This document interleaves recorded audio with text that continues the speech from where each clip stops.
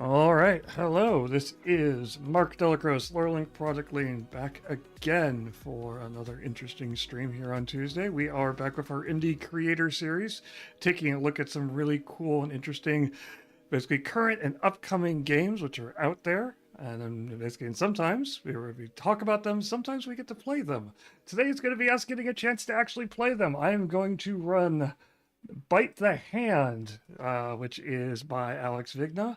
Basically, we have Alex with us today, as well as Mike and 20, all running, basically playing the game with us that I'm going to attempt to run. Alex, why don't you give a quick introduction to what exactly Bite the Hand is? Sure.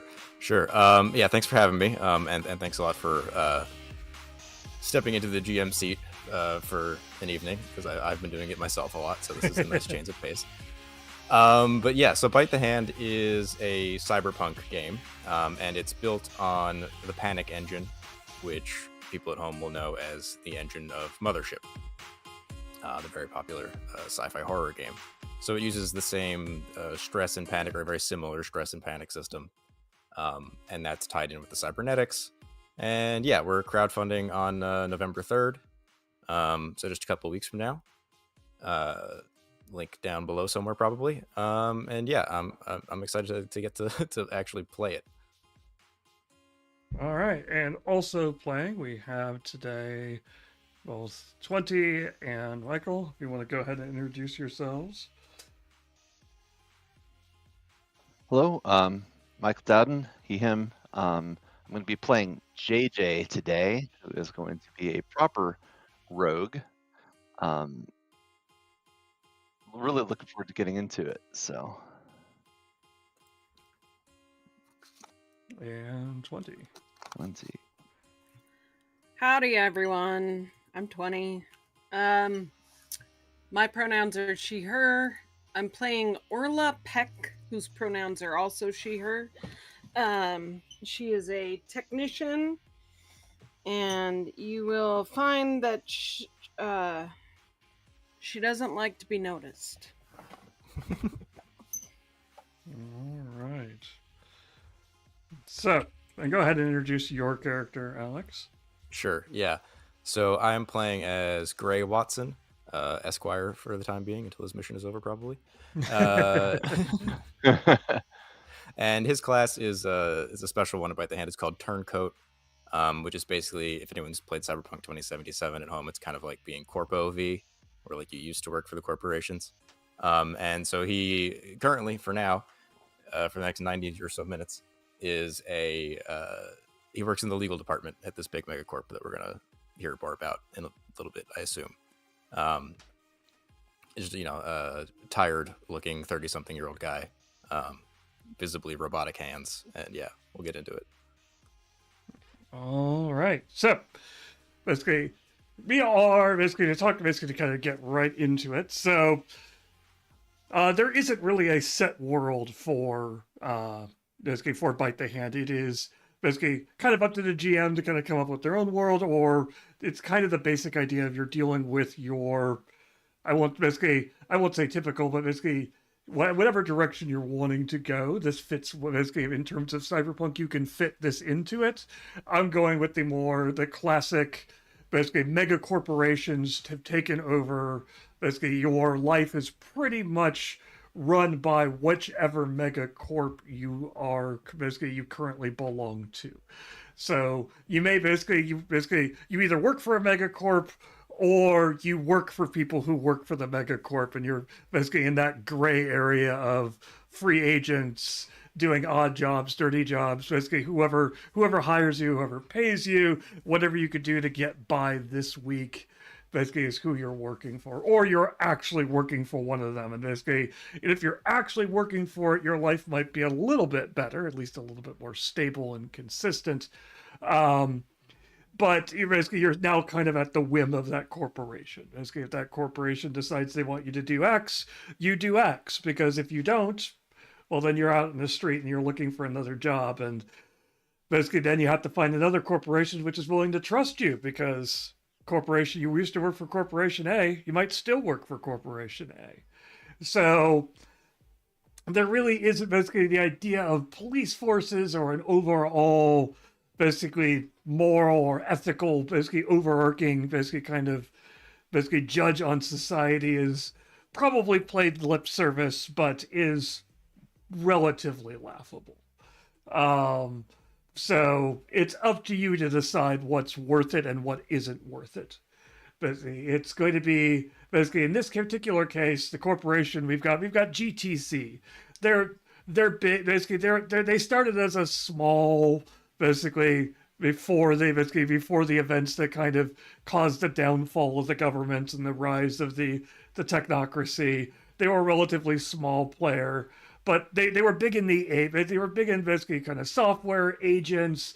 They basically, picture that basically that ubiquitous device that never was in everybody's house, but it was basically relatively small player. They've gotten bigger over the years. Basically, their technology has spread, but they haven't really made any major leap forwards. They haven't been a big player yet. They haven't been able to basically cross that threshold and play in the big boardroom with all the really big players. That is until recently, until they announced basically their brand new ultimate AI. It's cheap. It costs low energy. And basically, they even threw in that little bit of bread for the masses in terms of it's like, oh yes, it's ethically trained. Don't worry, we stole nothing for it. Basically, something for it. It is 100% basically trained on ethical sources. Basically, no, we didn't copy this from anybody else's thing. And basically all the early technology and early raves have basically shown the fact that it is super responsive, super fast, basically low hallucination rates. It's everything you could want from your ultimate AI product. And so this means that GTC is starting to make waves. They're starting to basically make some big moves, and this would be great for Alex's character, basically for Gray. If it wasn't for the fact that he suddenly gets an email from the HR department from one of his friends in the HR department who's like, "Hey, they're downsizing. Basically, even with all this money and things like that coming in, they're making lists and they're downsizing people. And your name is on the list to get kicked out. Basically, you're on the fired list. And basically, it's not coming out yet, but it's in the works. They started making those lists of expendable employees. They're cutting the chaff, that sort of thing. And on the flip side, about that same time, he's also getting an email from a friend in the tech department, not in the AI department, but basically general kind of corporate infrastructure networking, basically making sure everything connects together and works together. And he gets that message. It says, "Hey, I figured out where they're actually storing doing the AI, doing all the research for this AI project. It's all located in one building downtown.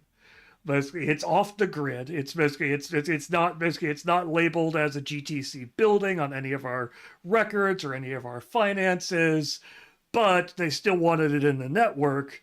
So I managed to figure out where it is.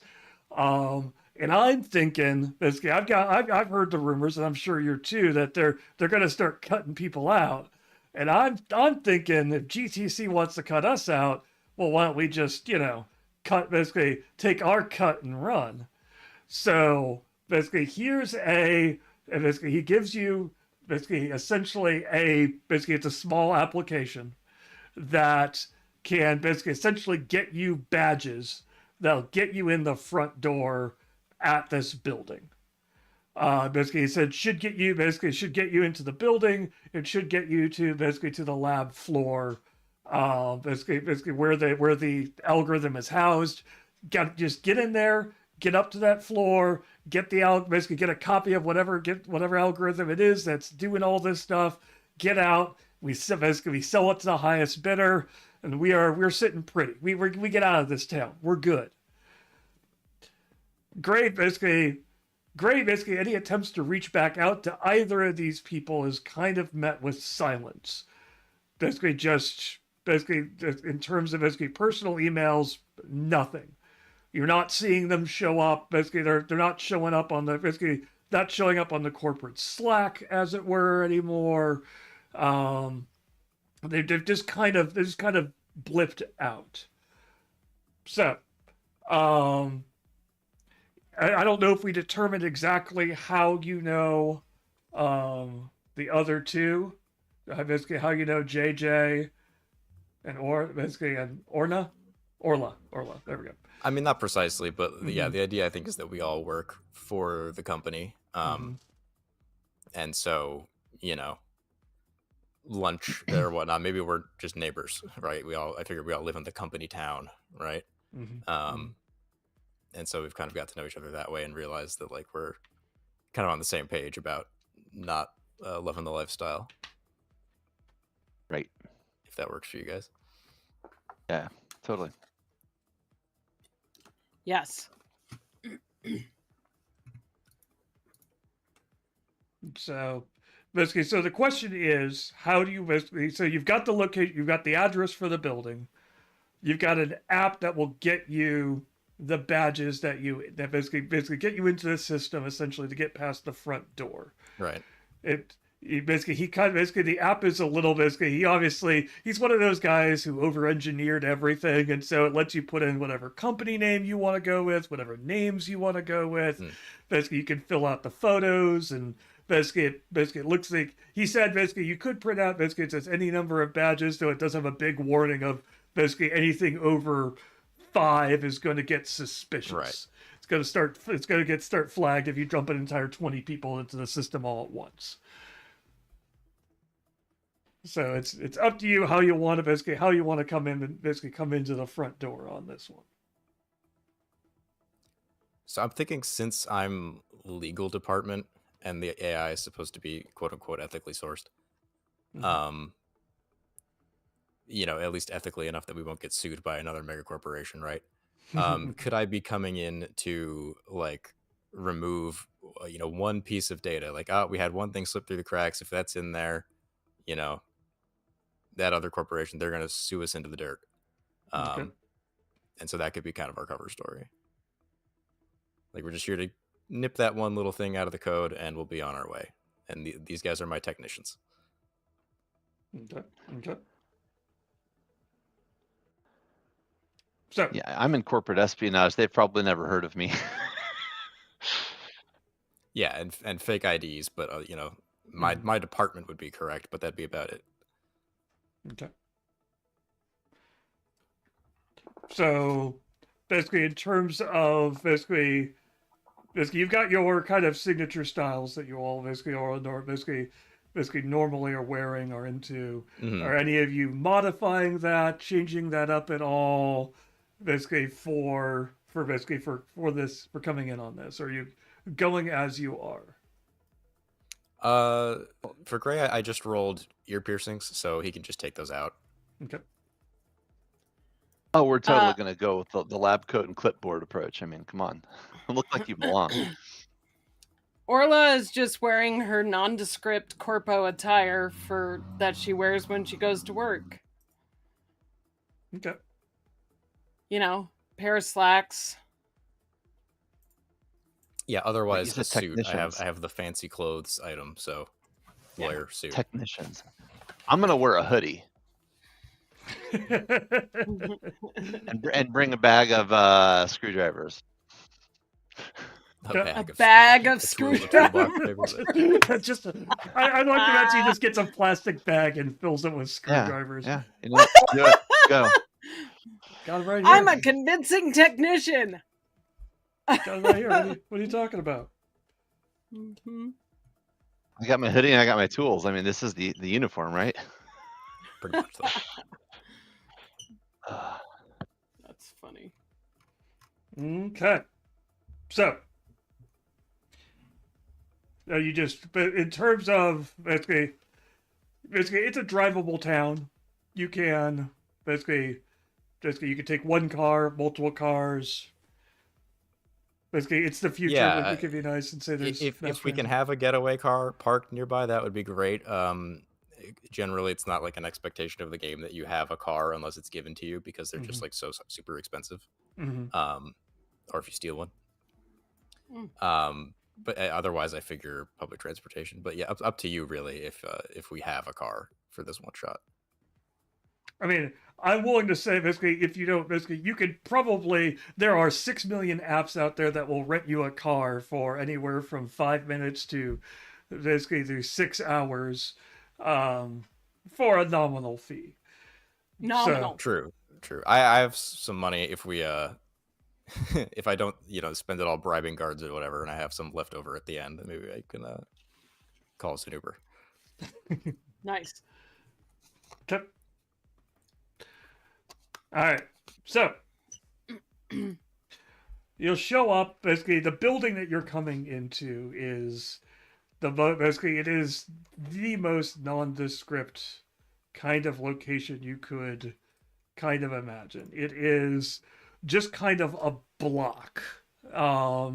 Basically, no windows, one kind of entrance that's not even really visible. It's one of those where basically it is got pillars on basically on three of the sides, and you kind of have to basically walk under the building to get to the doors to get to a lobby which is kind of fully under the building. No indication of basically it's not that many stories up.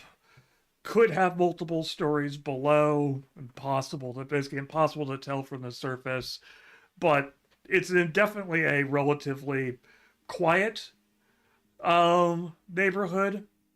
You're basically in terms of it's one of those areas that has decent response times from the paid security that patrols it.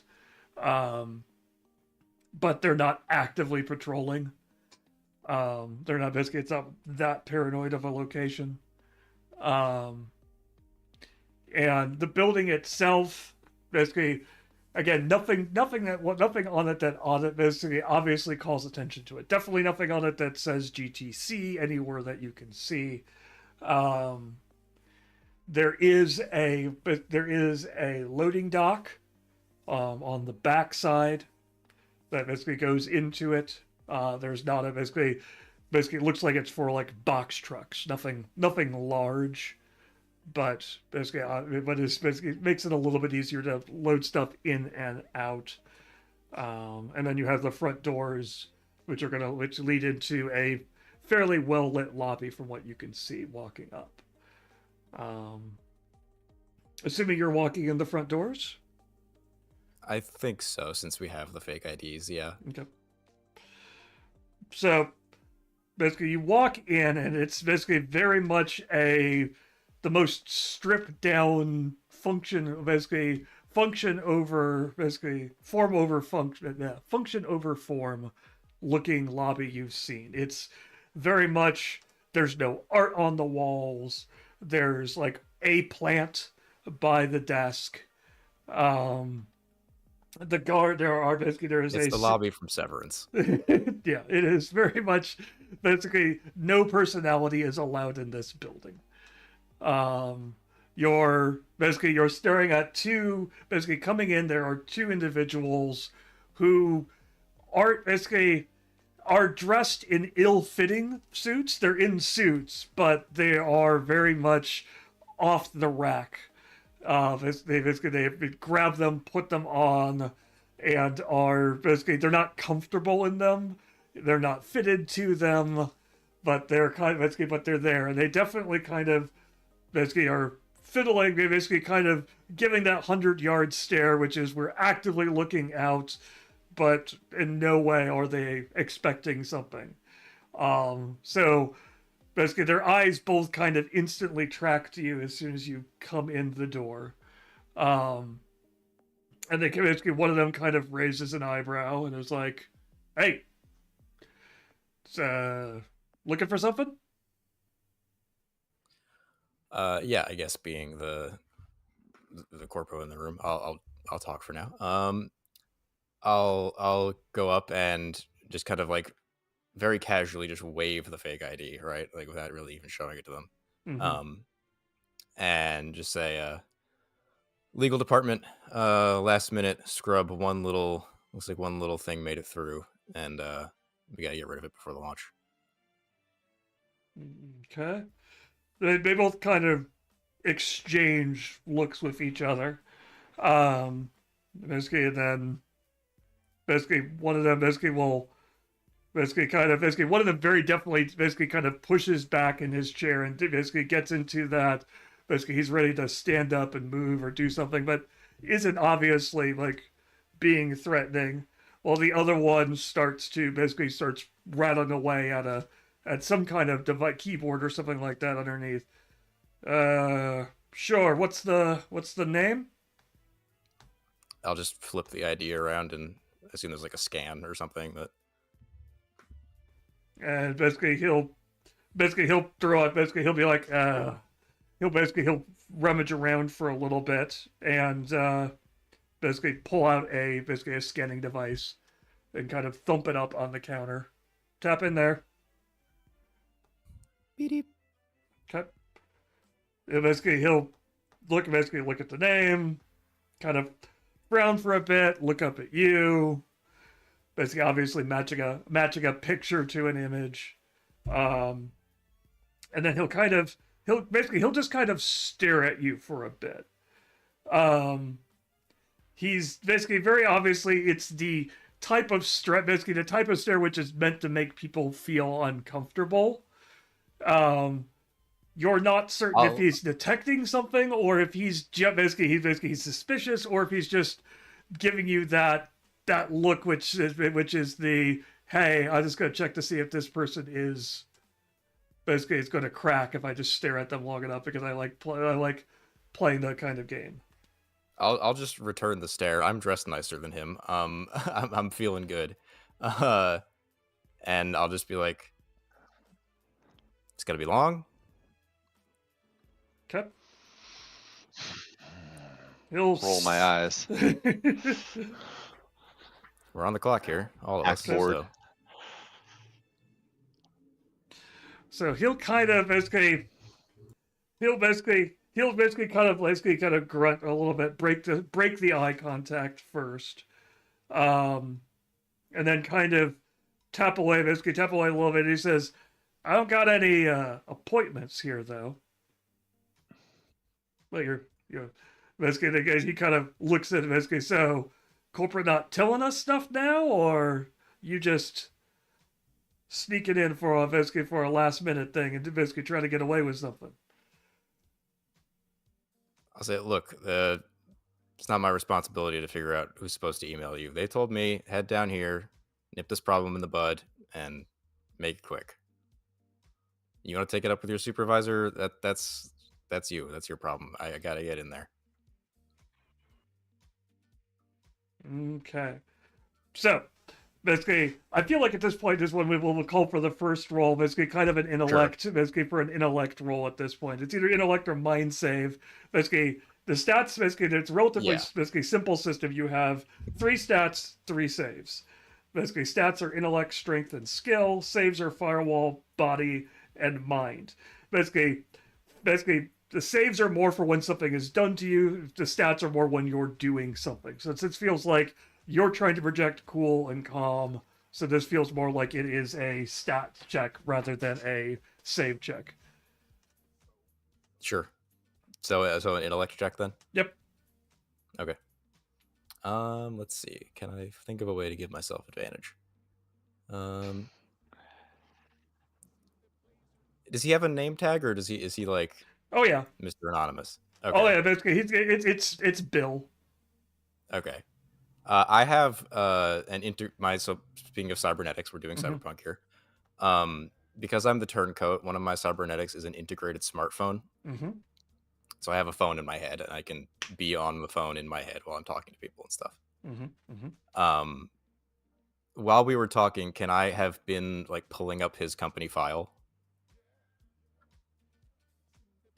Sure, because basically you can tell that he's not a GTC employee.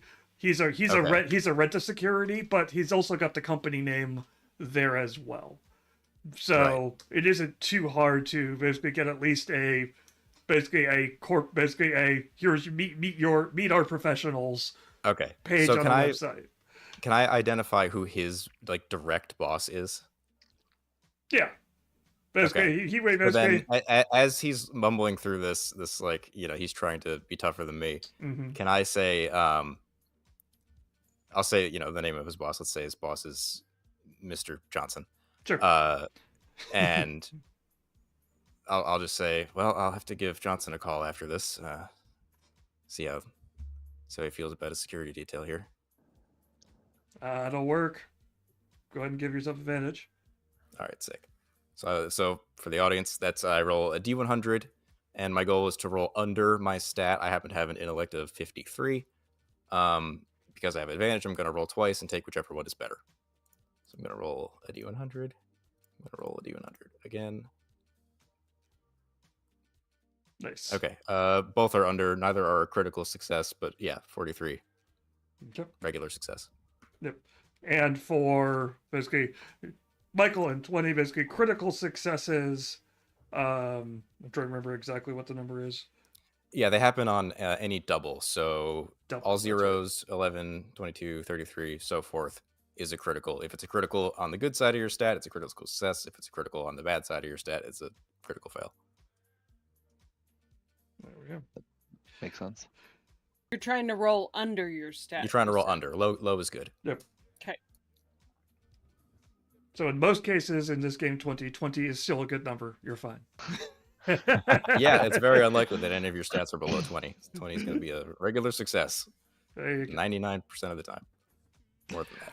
All right. So basically, when you drop the boss's name, basically both of them will kind of flinch slightly, and basically you kind of you're called their bluff, as it were, and they basically one of them kind of mumbles something like, "It won't be necessary. It's fine. Have a good day, Mister whatever your cover identity, whatever Mr. Pseudonym. Yeah, Mr. Nim, Mr. Pseudo Nim. So basically, elevators are that way. Assuming you know your way, or do you need an escort? I think we'll figure it out. All right. Careful with the rightmost elevator. There's been the guards will both kind of look at each other. Slight accident. Noted. We'll take the one on the left then. And Okay. so we do. All right. Yeah. Well, basically, it's a bank of elevators, and you press one button, and it's whichever one you basically kind of luck of the draw, which one you'll get. So you'll hit the elevator banks. It'll take a little bit, and the one on the right will open first. And basically, the smell probably hits you first before you actually see. It's basically just a thick, coppery stench just kind of hits you. And it's very obviously, it's your typical kind of, but again, matching everything else in here, basically very functional elevator, basically stainless steel walls, basically stainless steel floor. Basically most of the stuff has been polished nicely, and this obviously has what is very definitely fresh blood stains in it.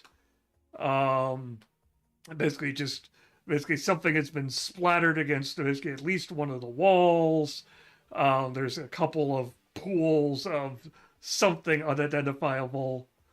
Basically in the bottom of the elevator, and it just smells like a mix of basically blood and some other stuff. And that I think usually will call for a mind save. Basically, as you kind of get hit with, that's not normal for any of you in your corporate. Not, and 100% was not what you're expecting. So on your Yeah. stats for basically for Mike at 20, basically you have your 3 saves on there as well. Hmm. You're going to be trying to roll under that. I did good. I got a 13. Okay. So, do I roll d10s or? D100. Yep. D100s. Basically, 100. One of each of those things. yep.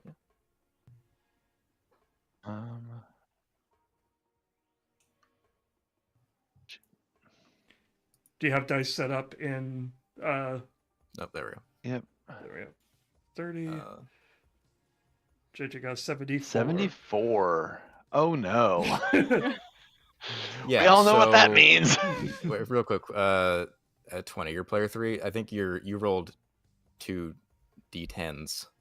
Oh, Like Was two, it- 2d1. Roll one of each of the types of d. Click one, then I click see. the other, then click roll. Yeah. I had to figure this out the other day. Okay. thank you. You're good. 7. That's a good roll. Right. That's even better. Yeah. Yeah. Apparently, basically, Orla is just like, I've seen this stuff before. And then so for JJ, what happens when you fail a mind save? You gain 1 stress, not your minimum, just your current stress goes up by 1. And then Okay. Presumably, Mark will tell us you let out some sort of gasp or expression of shock, but generally not anything else bad happens when you fail mind saves. It's just fear checks, basically. Mhm. Got it. Ugh. Basically, stress will Alright. basically start to build up. Basically, at some point, if you end up, basically something goes very wrong. The usual situation to give is basically a crit fail, but it could be something else where you just stumbled into a really bad situation, and Yeah. it's just all collapsed. You'll then make a panic check, and you have to roll equal to. Basically, if the result is equal to or lower than your current stress, then bad things. Basically, your character panic. will start to freak out in some way or another. Yeah. Really? Stress on its own doesn't do anything until it gets really, really high. But having it sitting there is bad because then when you panic, it's worse. Yeah, that makes sense. But for now, So it, Go if 20 is here, I would ask Orla to perhaps I'll be right back. use her hacking ability to get a different elevator if that's necessary. Different elevator. That could be fun. Just one that doesn't reek of death. Or check the logs and figure out what floor that one was on.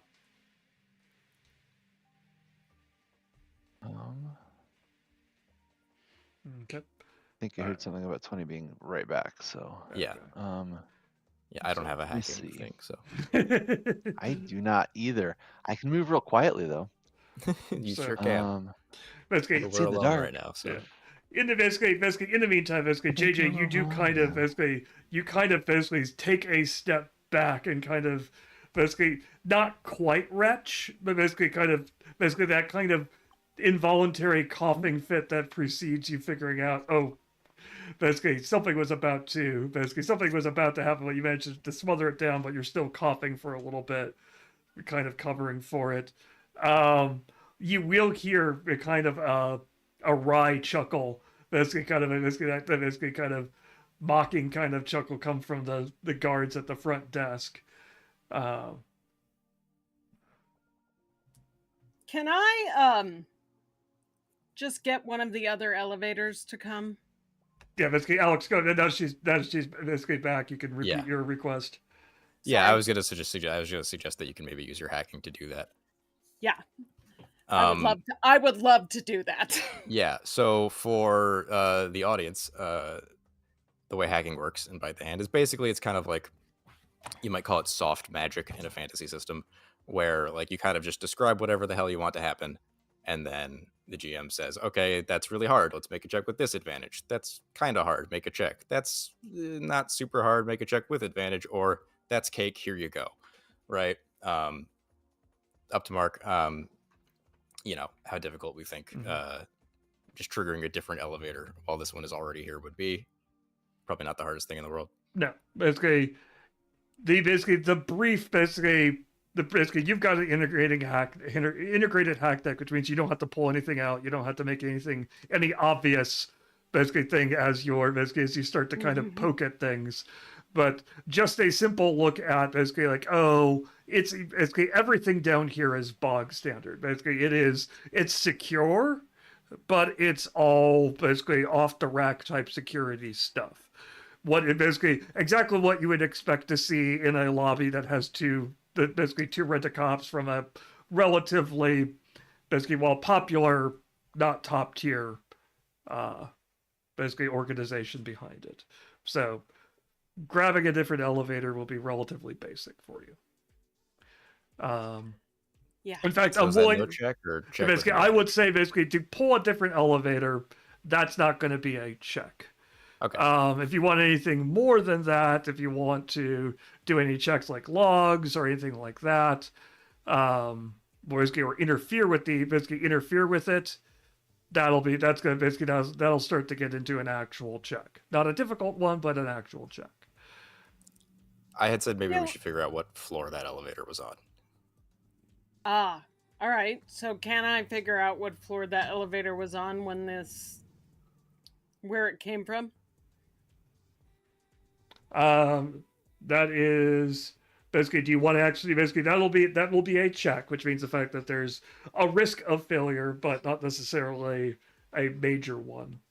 So if you're willing to make a roll for it, you can. And that's going to be an intellect check is what it'll be. Okay. And so I roll one of each for everything? Is that how that works? Sorry? Oh, yeah. Okay. Yeah, that's just how you roll a D100 in this thing. Yep. 49, which I think is less than your intellect, so... Less than my intellect, yep. That'll do it. Cool. I'm fairly smart, apparently. Yep, that's great. You have skills. So you're able to tell that the most recently that elevator has come from. Basically, there are essentially one major floor beneath this one. It's basically, judging from what you saw on the outside, it's where the loading dock would go into. Huh. And what floor are we going to? You're going up. Oh, great. Awesome. Basically, this is basically the floor you're going to is the third floor of this building. Great. Okay, so whatever's going on with the murder and the death is less likely to be the upstairs, accident. which is great. Yeah. So yeah, I guess let's make our way up in the clean elevator. Okay. In the clean elevator. Okay. So, basically, that one slides shut, the other one slides open. Basically revealing a ridiculously nondescript elevator with basically four buttons on it: basement, lobby, 2 and 3. And you've been told that where you're going is on the 3rd floor. So basically it's the usual system. Basically you press the button, nothing happens. There's a key card scanner you have to tap your badge at in order to actually gain access to that floor. You scan it, it beeps, you're able to press the button, and you head up to the 3rd floor. So elevator doors slide shut, basically moves relatively silently up for for 10 seconds or so. Doors slide open on a fairly nondescript set of hallways with just basically you're in a kind of an elevator lobby type situation. There is a hallway kind of going basically to your left. There's a hallway going straight in front of you. You're guessing this is kind of a circular layout of sorts. There are doors, basically plenty of doors on basically down either side. None of these rooms look like they're basically server room types. You're guessing it's probably far corner of this floor. You think you can see if you peer out and you look left all the way down You can see basically what looks to be more of a server room type door at the end of the hallway. You do, however, basically there isn't any real noise outside of the hiss of air conditioning. You do hear footsteps, just incredibly regular footsteps that kind of clack for a bit against the tile floor. Then there's a beep. You hear a door opening, and then footsteps continue, and then a door shutting. Okay, so somebody went in a room somewhere around the corner. Do we have And like directions that were given to Gray about where to go? You essentially know where the server room is. You've got they gave instructions that basically when Gray passed them along to you, Orla basically told you here's where the stuff you're looking for is going to be located.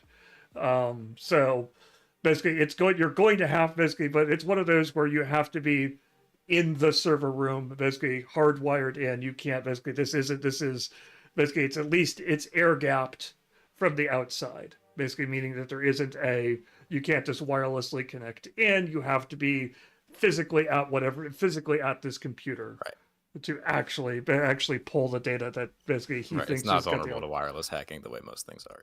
Yeah. It's lead lined or whatever. Mm-hmm.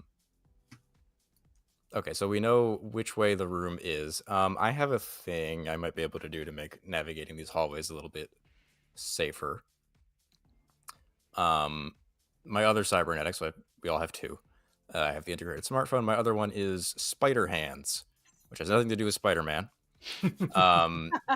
Basically, each hand can detach at the wrist and then walk around as a little independent drone.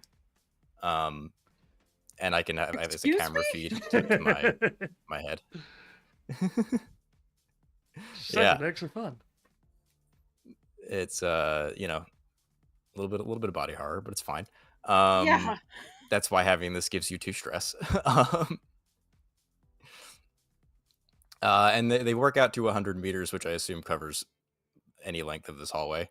Yeah. So could I just send let's say it's my left hand, send my left hand to stay, ahead of us and just peek every corner before we peek around it on our way there? Sure. So you're all coming off the elevator at this point, I assume. The floors here are basically kind of that nice, solid, polished tile. So much like you can obviously hear the person walking on the other side, right, your footsteps will be audible to anybody else in here. Not JJ's. Basically, JJ can walk with at least when he's just walking normally can muffle his steps to the point where they're not that audible.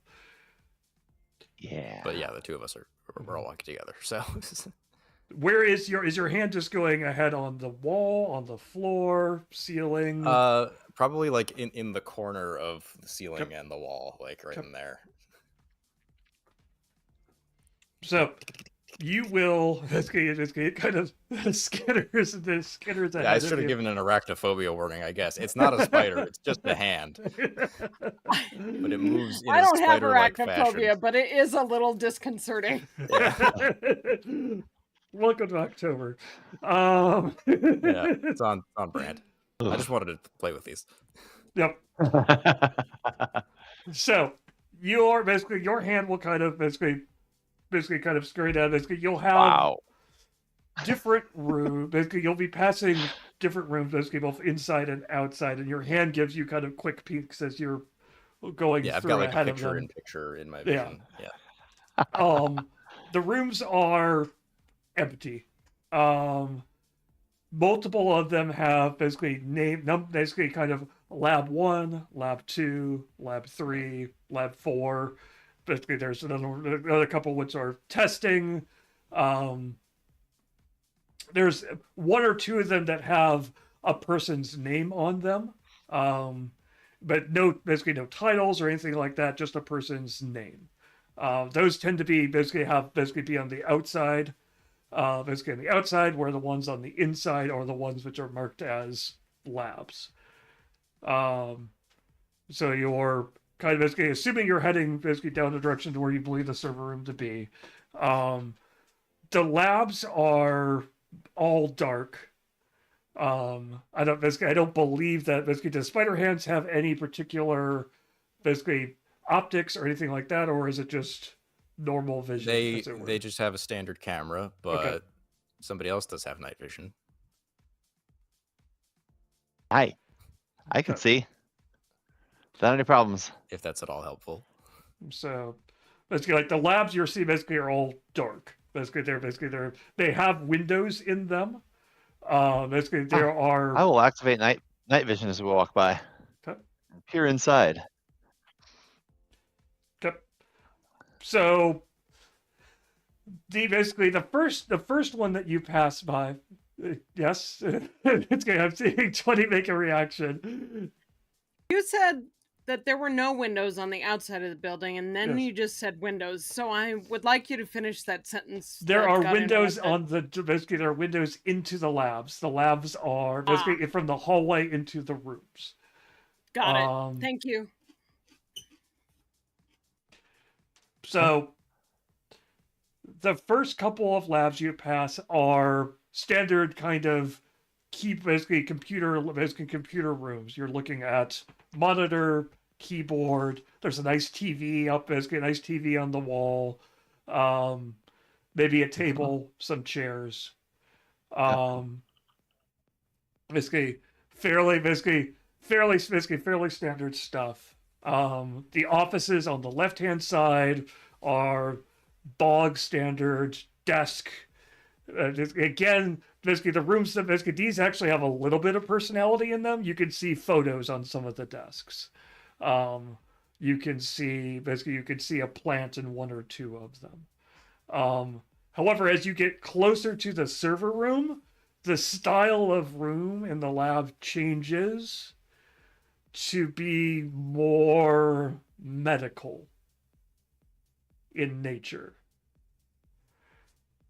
And basically as you're starting to approach the corner, basically the hand is kind of basically about to reach the corner, and so you're probably 3 or 4 rooms back from the corner. As you cross that next one, the medical you pass a room which looks like it has what type of night vision is it? Is it just low light amplifying? Yeah, just like your standard like green night vision, just light, not like thermal or anything. Yeah, that's a whole separate upgrade. Yeah. So you're getting everything in shades of green, and you hit what looks like basically to use a more contemporary reference, like Slimer has exploded in it. Basically, there's a lot of green stains that they don't look liquid. They basically don't look fresh, but they're like basically it's very obvious that this is a room which has not been has dried stains in it,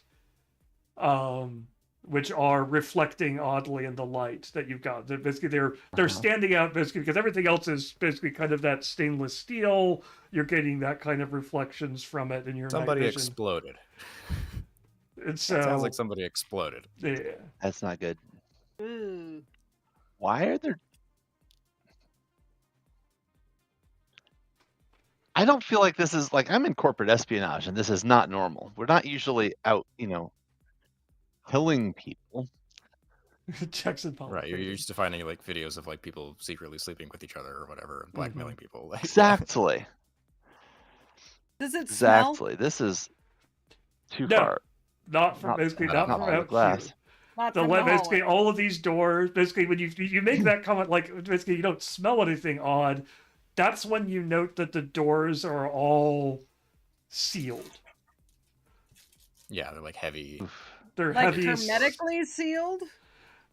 Almost. They're not quite airlock sealed, but they're definitely flush. Okay. Does it look like they does it look like maybe the room had the pressure removed while there was somebody inside or something to that effect? There'd be more. That sounds more chunky. No, this is more. This is more just stains. This Okay, is more Uh-huh. just 2D stains. Yeah, more 2D. Got it. Chunky.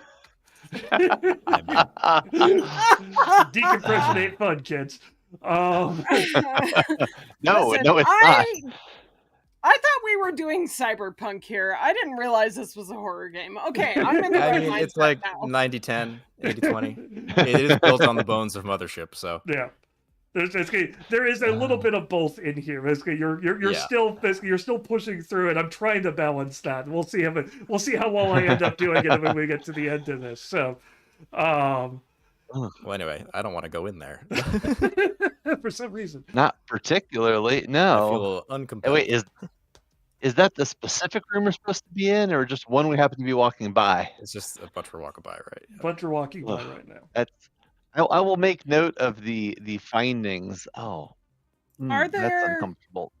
visible picture. cameras around? As you note the fact that there are no cameras in this hallway, though, as Gray's hand reaches that corner and you say that, Gray, you will note that as your hand starts to do the peek, that hallway that basically faces the server room does have a camera on it.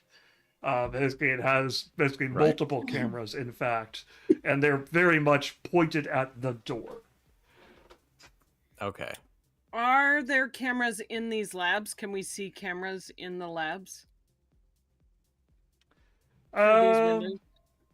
Yeah, Like, can JJ can spot that there are cameras there are cameras in the labs. Sure. Okay.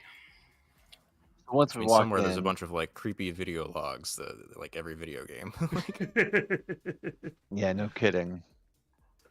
Yeah. My Alright, so we gotta gamer turn the cameras off instincts are thinking Yeah. right now. I might be able to run the spider hands around and like unplug the cameras, but then the cameras are cut, and that's like kind of obvious. Like the better thing to do would probably be to hack them to like run a loop of empty hallway. Yeah, actually, that's a great idea. What do I need to do to be able to hack the cameras on the door and record a loop a la the classic action film Speed?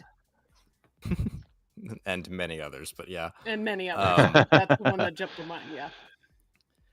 It's up to Mark. I mean, that would generally be an intellect check. Mm-hmm. It's up to you how hard or easy you think that is. The question is how there are It's two. definitely harder than getting an elevator. Yeah, there are two cameras which are facing the facing the door. Essentially, one is giving kind of it's supposed to be capturing the face of the person walking into the room, while the other is kind of monitoring the hallway around the door, around the door. So it's up basically hitting them both without hitching them at the same time is going to be by far the most difficult way of doing it. That one you're probably going to have disadvantage on. Basically hitting them in sequence is going to be easier, probably a normal check, but that risks leaving possibly some evidence of things not lining up. Possibly someone you could notice a glitch. Like right now it's empty. Right. Basically, you can't see anything that would obviously give away the game, but there's always that chance.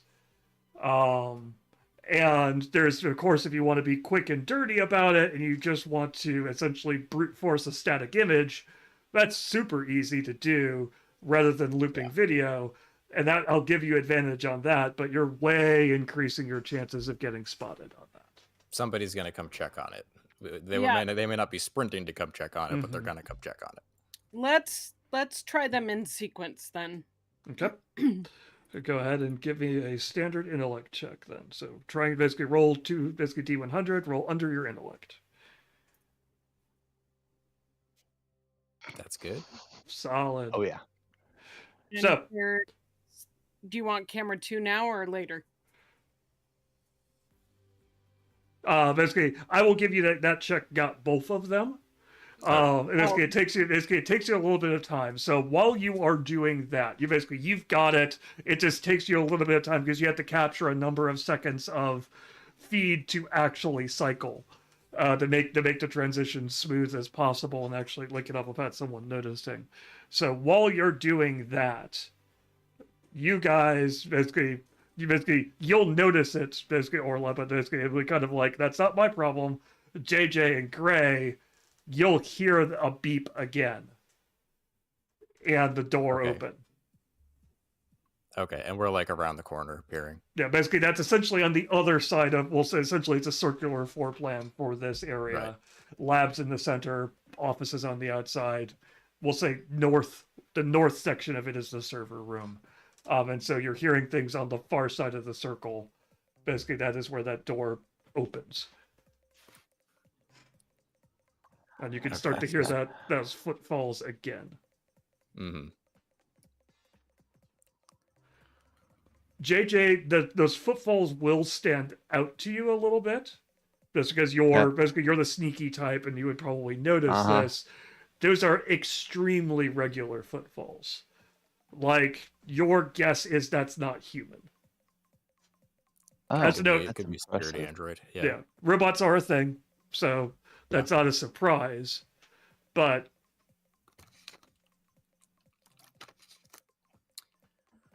okay. How quick can we get in this room?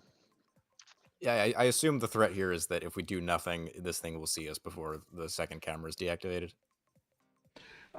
Basically, there are a number of things Most that could go wrong that flash through your head. A, it could obviously walk up and discover you. B, it could cross in front of the cameras while Orla's doing the loop, with and end up with a weird loop that doesn't work out correctly. Okay. Which could force Orla to have to adjust or otherwise basically alert security.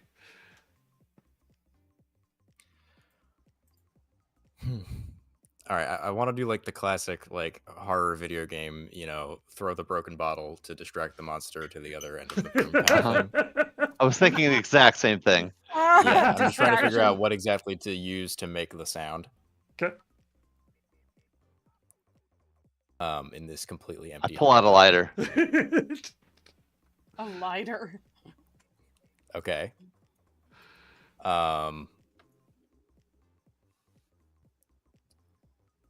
Is there a position where we could start a very small fire that would? Oh, I was going to chuck the lighter, but you know. Yeah, that's also true. Oh, I was like, we- what is he gonna do?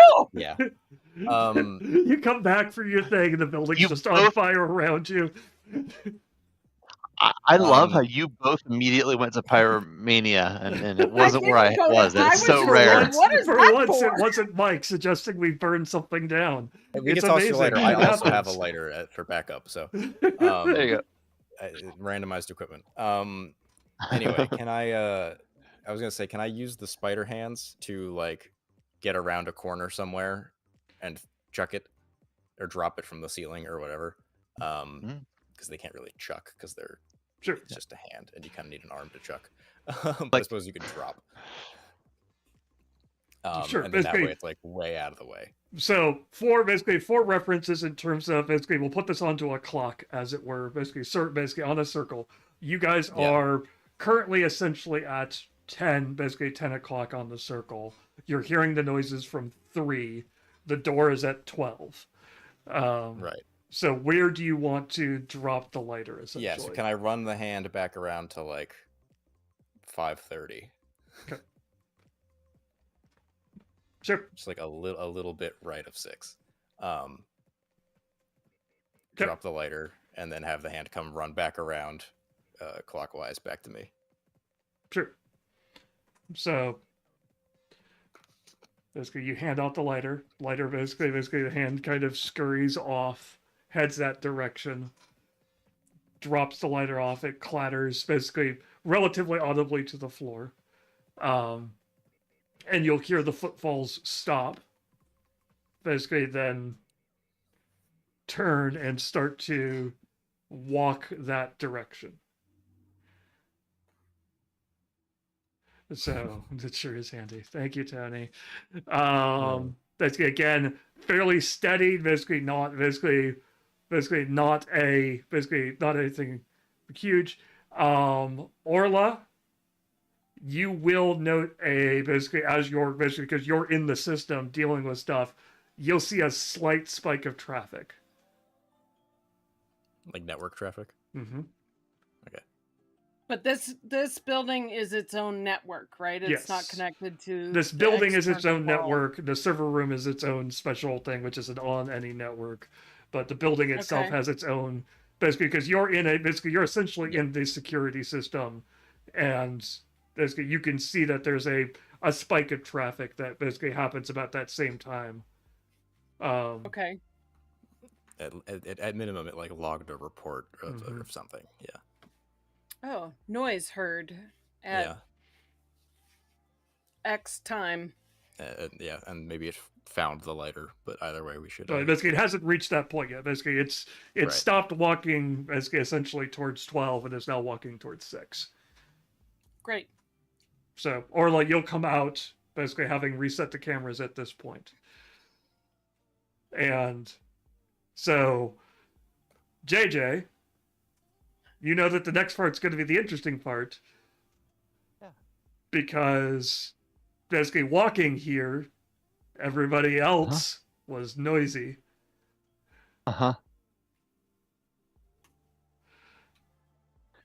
Yeah, we need to get in there without making noise.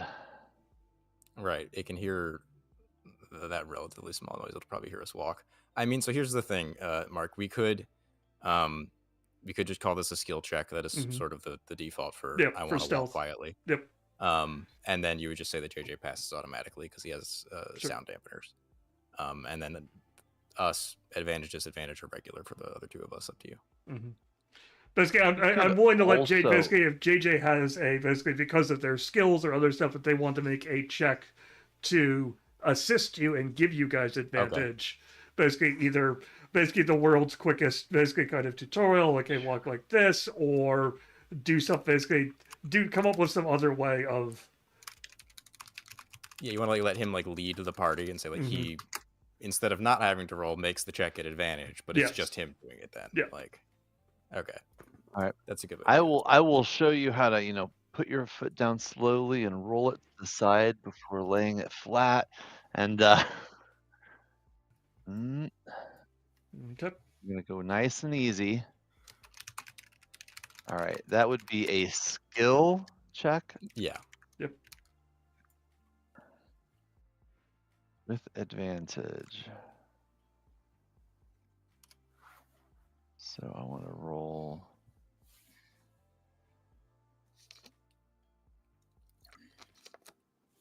No. That is not correct. Yeah, that was 2d10. That's a really nice 9, really but one of each of them. Yeah, there you go. Yeah. Not great. And then we'll do that. But roll twice. That's better. That's better. Lucky number 20. 20 is a good number. Okay. So basically, it takes you. Basically, the only thing you really kind of lose is a little bit of time. Is you're like, hey, basically, because JJ, you managed to stop them before people just start trying to move quickly, and you're like, calm it down. Let's take this slow, basically, and so you will get up to you'll get up to the door, and basically you'll see the fact that there is. Basically, there's a scanner on the door. There's also, there is a clear note on the door. Basically, there is all your usual fire prevention notes on the door. Basically, there is this kind of fire suppression system in use. Basically, you have X number of seconds to basically to exit the room. Otherwise, basically, you will be dead, essentially. Yeah. And basically, so there's the cameras facing it, and other than that, it looks relatively normal. Okay, fake ID then. Okay. So you'll badge in at the door. It'll click open. Basically, you'll get hit with the basically the slight that sound of air conditioners working a lot heavier for in a room which is being cooled. Yeah, a room with a lot of computer equipment. Yeah, keep it cool. So you'll get that. Basically, you'll assume. Well, I assume you shut the door. Get in and shut the door. Okay, so you're staring at basically tons and tons and tons of kind of racks of your typical array of servers and things like that, and backups and battery backups and UPSs, and it is a relatively well maintained room. Cabling looks to been done relatively well. There doesn't seem to be, as for Orla, there doesn't seem to be as much equipment as you would expect for this type of system that they claim that they're running. There's a lot of you're familiar with high-end AI systems that AIs run on, that kind of equipment. It tends to be a little bit specialized, tends to be a little bit different in shape and things like that. And that isn't what this looks like. This looks more typical server equipment, less we're running thousands and thousands of small operations at once to mimic a human brain type situation, not your LLM type situation. Right. So do we hear anything other than the AC? Does it seem like we're alone?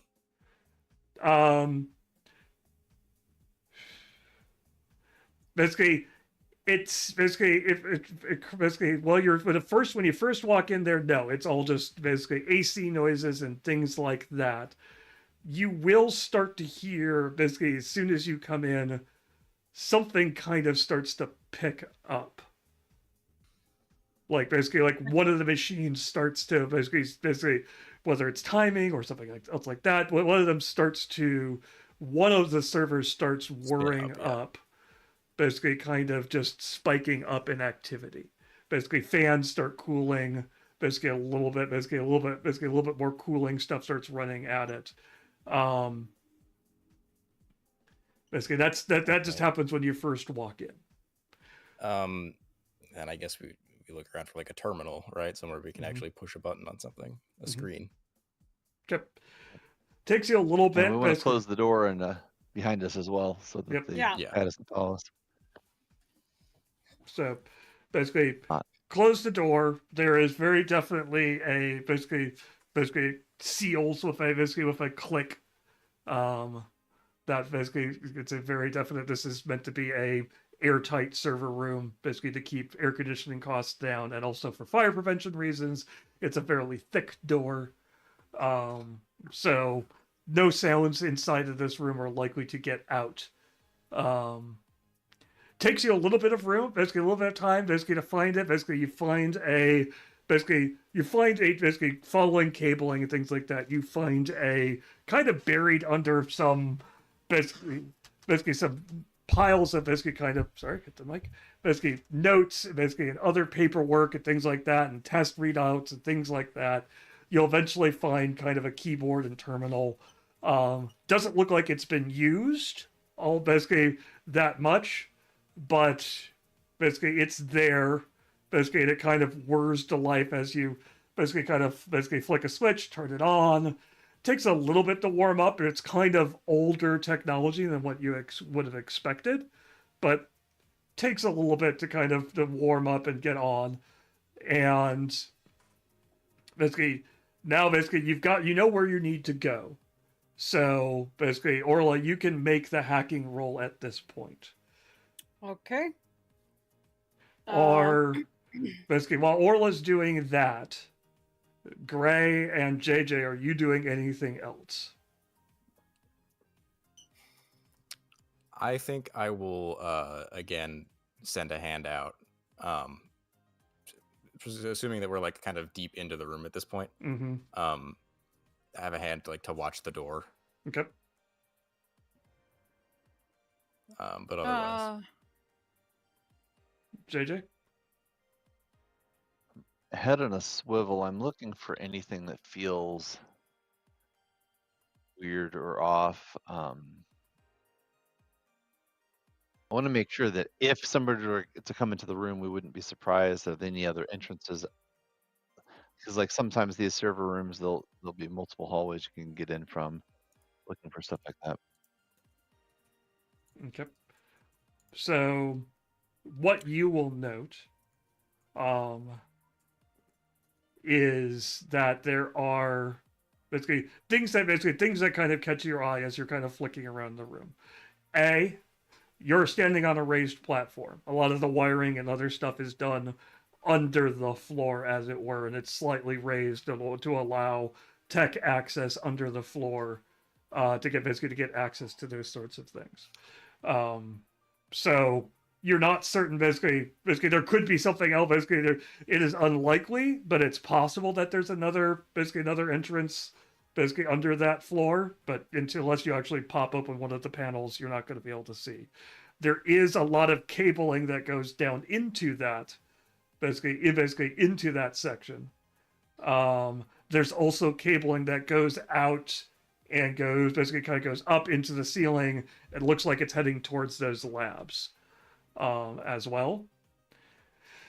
And so you and both of you as Orla continues to start kind of getting deeper into the system, that high-pitched whine noise from one of the servers is starting to kind of is now starting to spike, and it's starting to kind of warble, like oddly kind of come in and out, and in and out, like the system is struggling, like it's having a problem.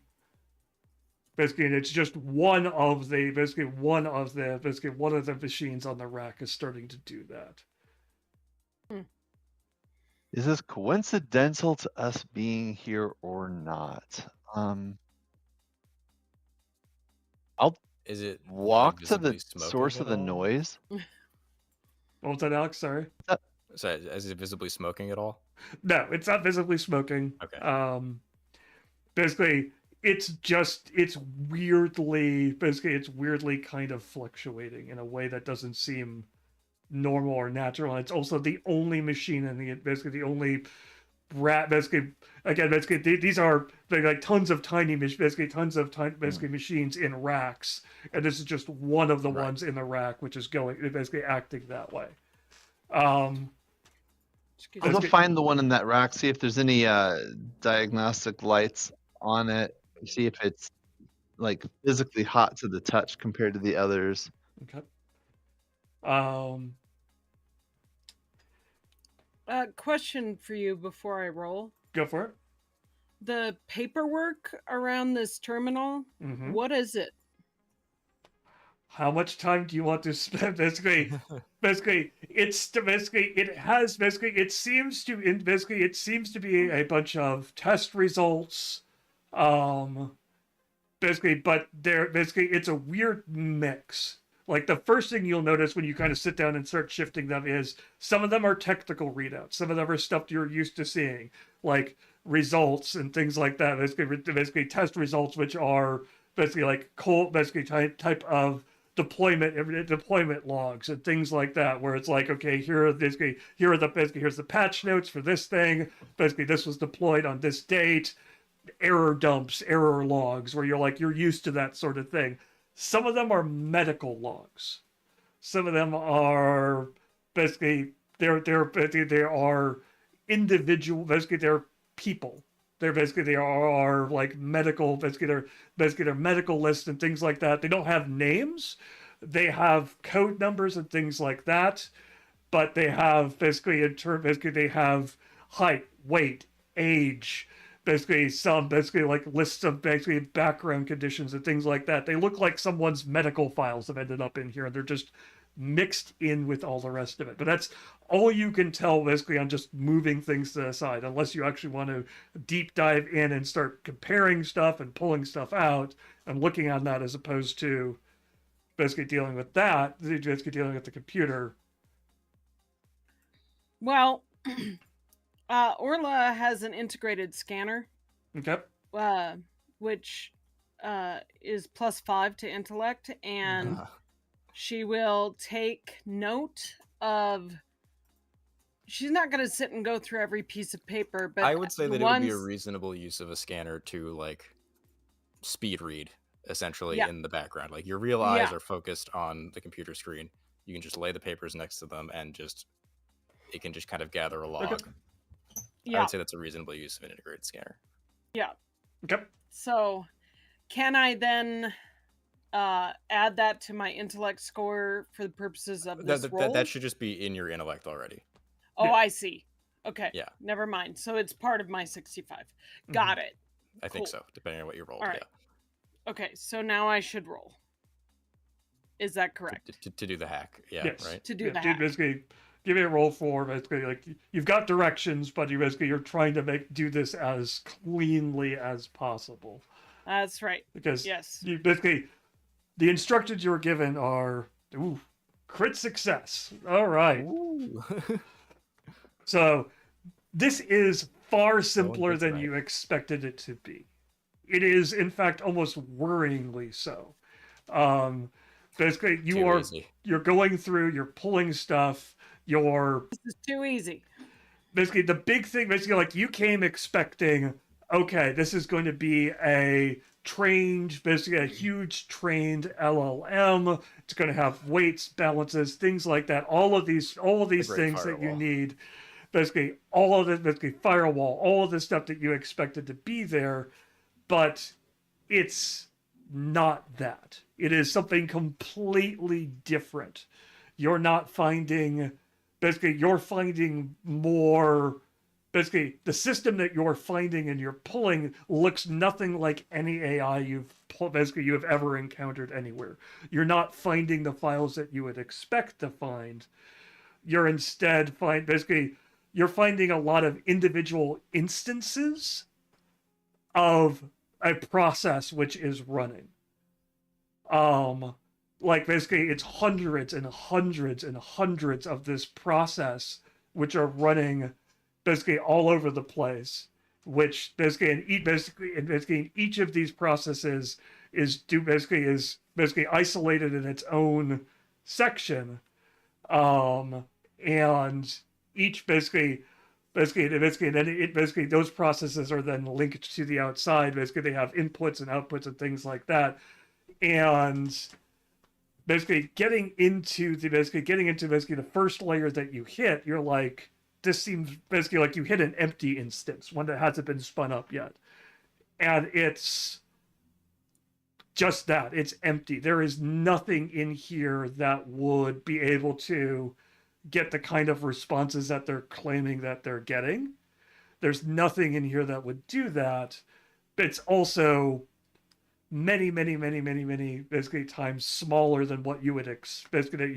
Like, you can grab this, but there's a process that you have that has to come in, and you realize that there is an upload process which is done from somewhere else in the building, which then uploads something into these instances, and then spins them up and isolates them.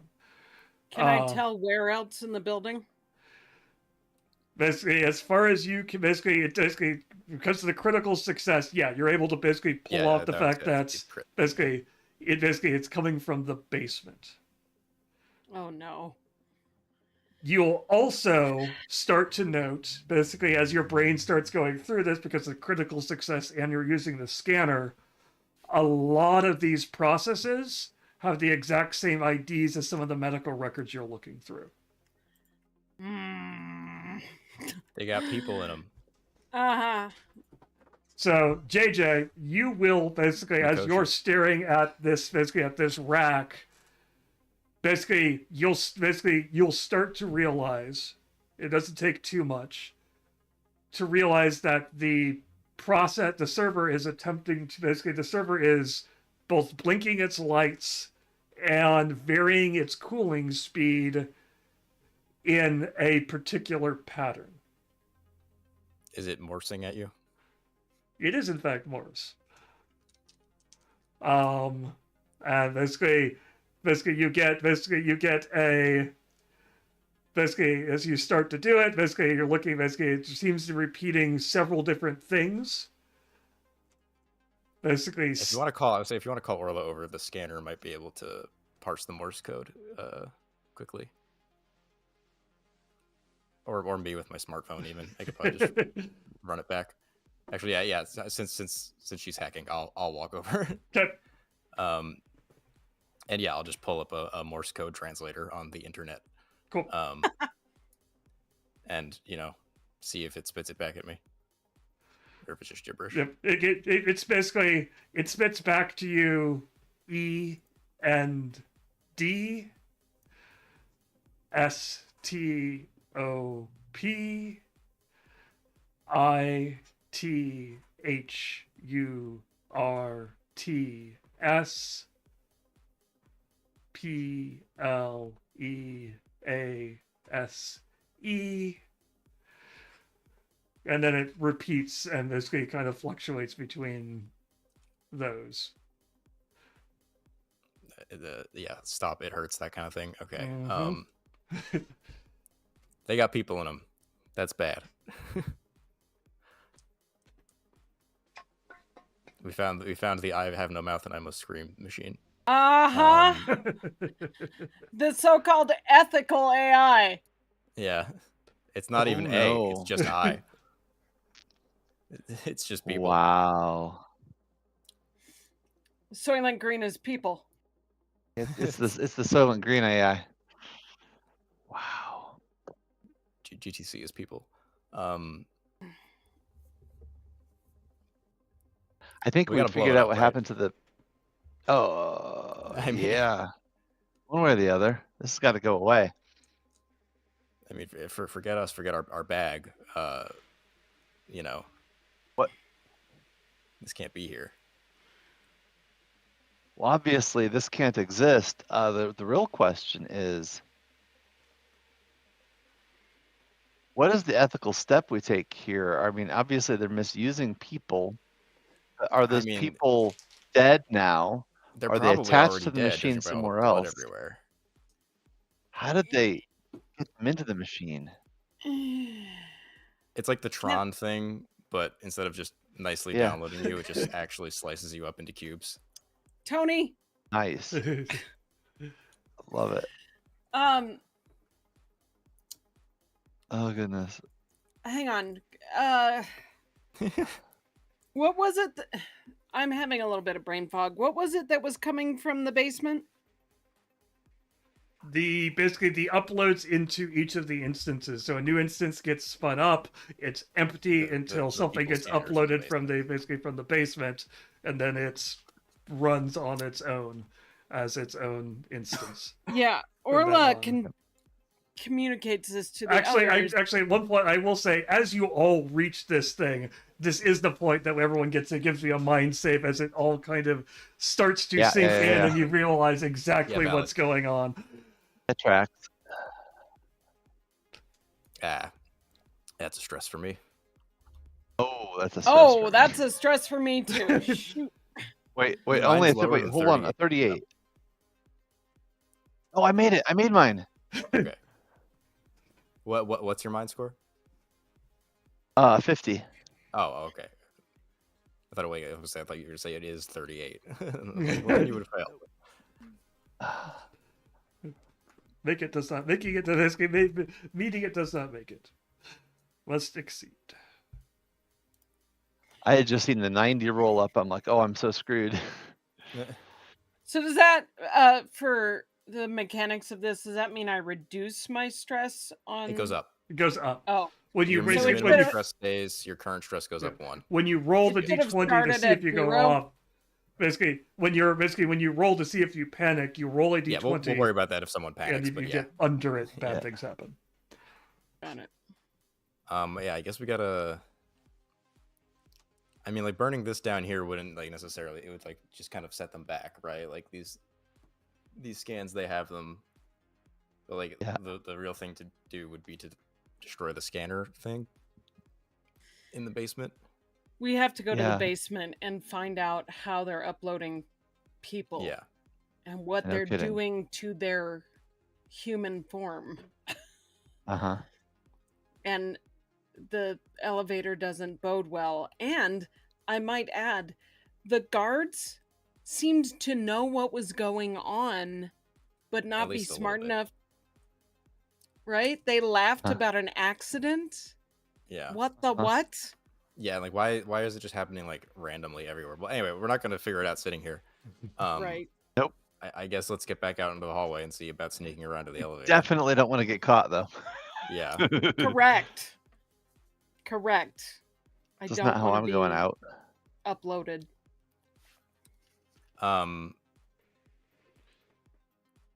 Is this door a door that like you push a button and it opens, or is it like Mhm. I can open it a crack kind of thing? It's basically you click and that releases it, and then basically releases the locks, and then you can open it. Cool. So Then doing that, can I because there's cameras in my hands, can I just like poke a finger out the door and look around? Nice. love it. Yeah, basically you poke a finger out. Basically you It's my do. middle finger for the record, if that's important.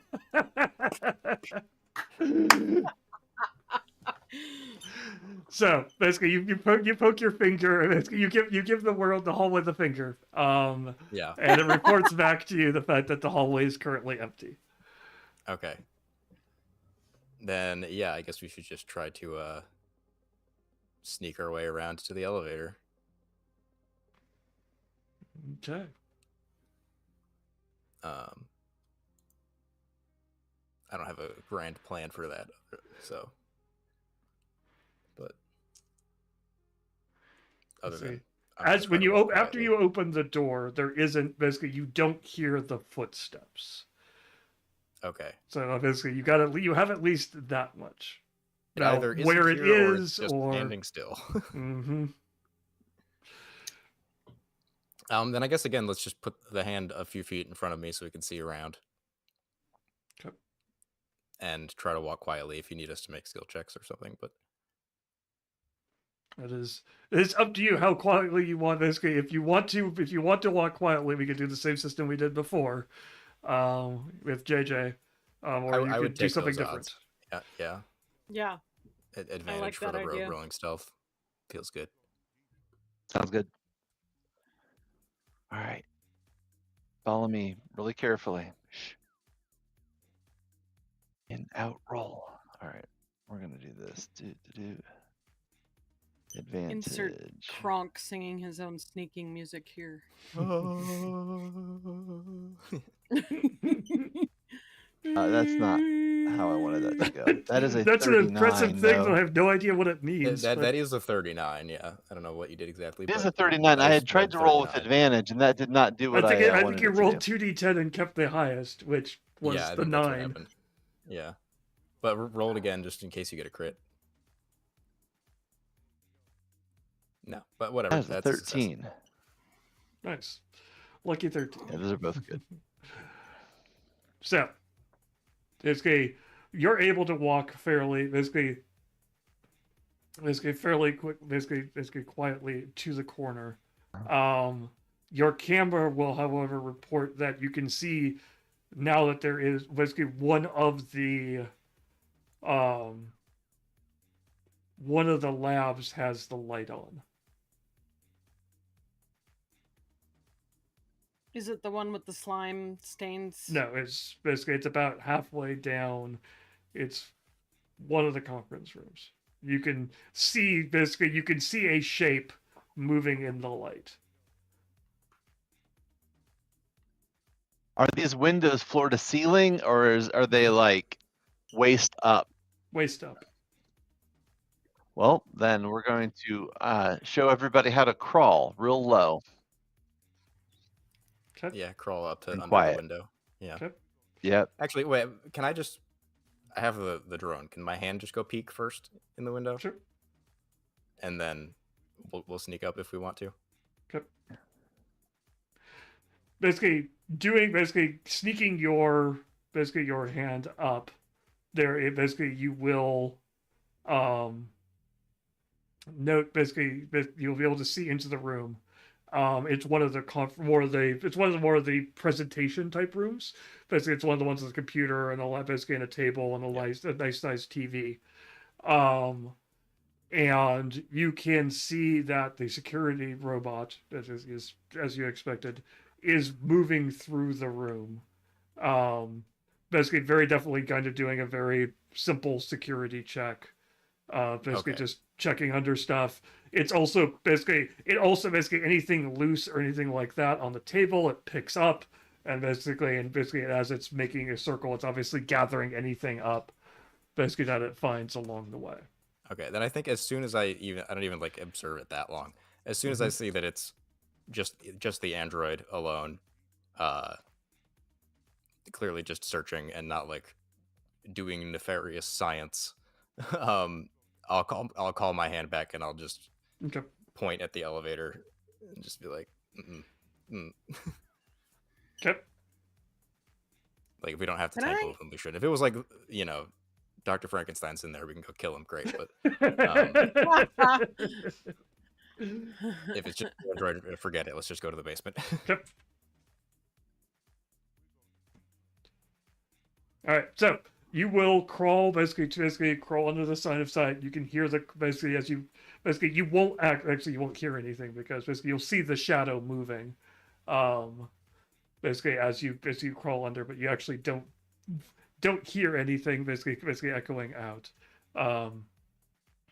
You'll make it to the elevator, and now basically you call the elevator. And you wait. So, yeah, once the door's shut, I think I would say to my friends here, look, I think we're in over our heads here. Up to you guys. Do we go downstairs and try to put a stop to this, or do we just call it a wash and run? I unzip my hoodie just a little bit farther to show off the SMG that I've got hidden there. Silenced. Silenced SMG. Yeah, Uh, I think we need to go to the next step, but I'm down for the basement if you are. yeah. Orla slides her sawed-off shotgun out of her messenger bag. She's like, "This is not okay." I'm like, I just have a pistol. I got a rock. I'd be like, all right. I am well, hey, assuming that I didn't wear my sword because that feels a little hard defense skill. no, This is you a could big have that. screwdriver. That would be. Not I am fine with basically assuming that basically things are meant to be kind of People- concealed cybernetic. It's cyberpunk. carry, People yeah. people pull stuff out of trench coats all the time in cyberpunk. Yeah. It I doesn't need mean, to the be like a video full-length game, you have the katana, blade arms, Yeah. so That's a different upgrade. Snap together sword like Highlander. It's a 2-3 cybernetic. None of us have those.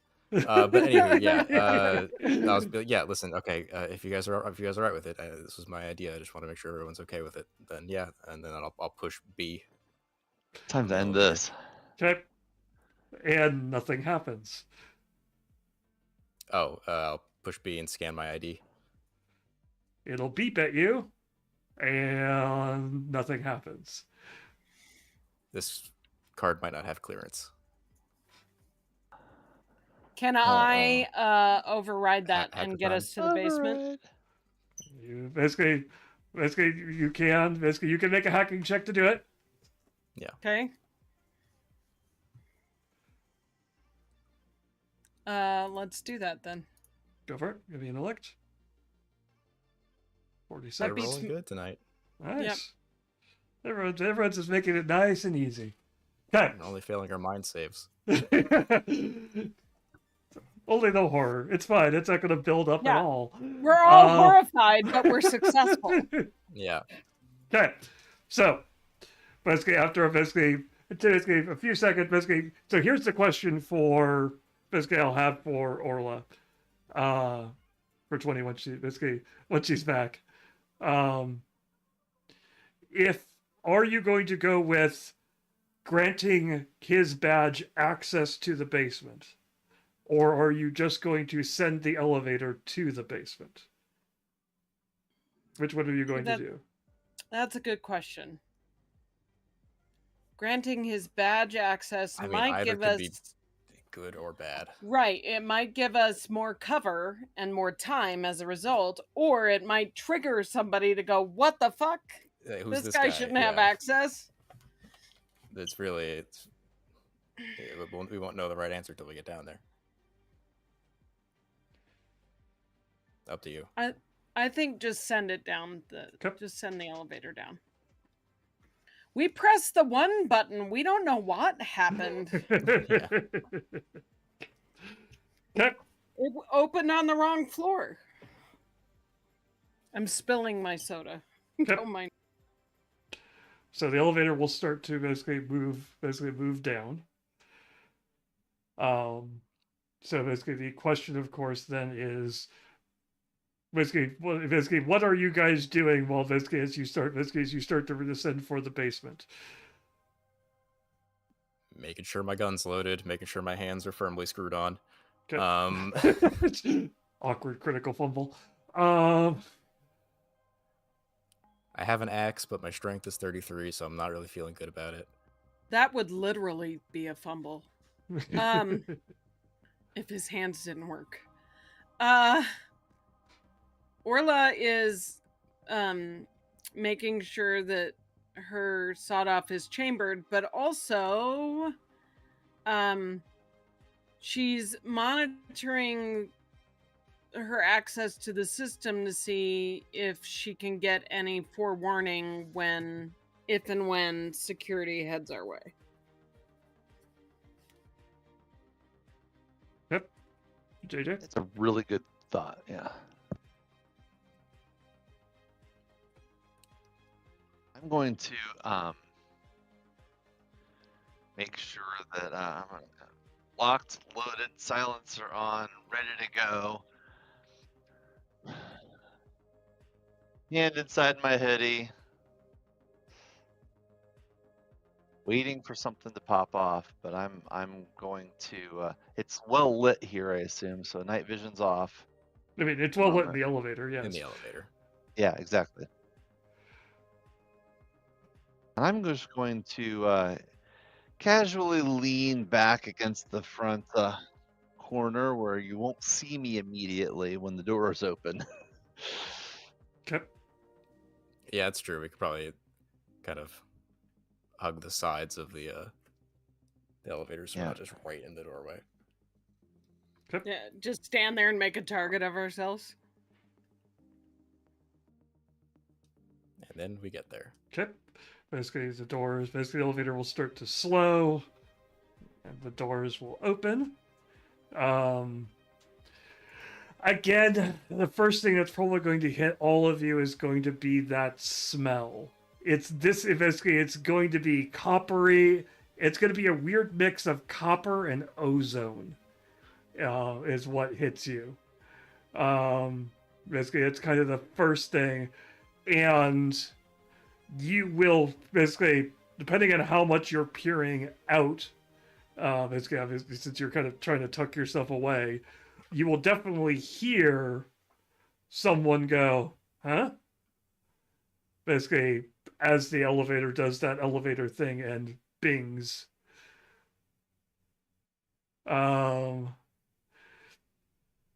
And you'll definitely hear someone on the other, someone outside react. Human? What if?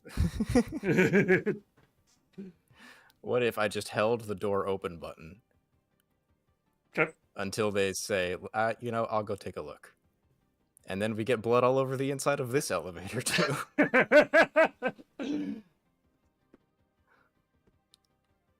You can do basically. You can That's basically, fair. assuming you're not talking, so you're just going to do it. I'm just I'll gonna let go, yep. finger on the mouth, shush, and I'm just gonna hold the elevator open button so that it doesn't close on its own. It doesn't start moving. Okay. Pull a sword out from back where you didn't know I had one. Because swords are quiet. Okay. Yeah.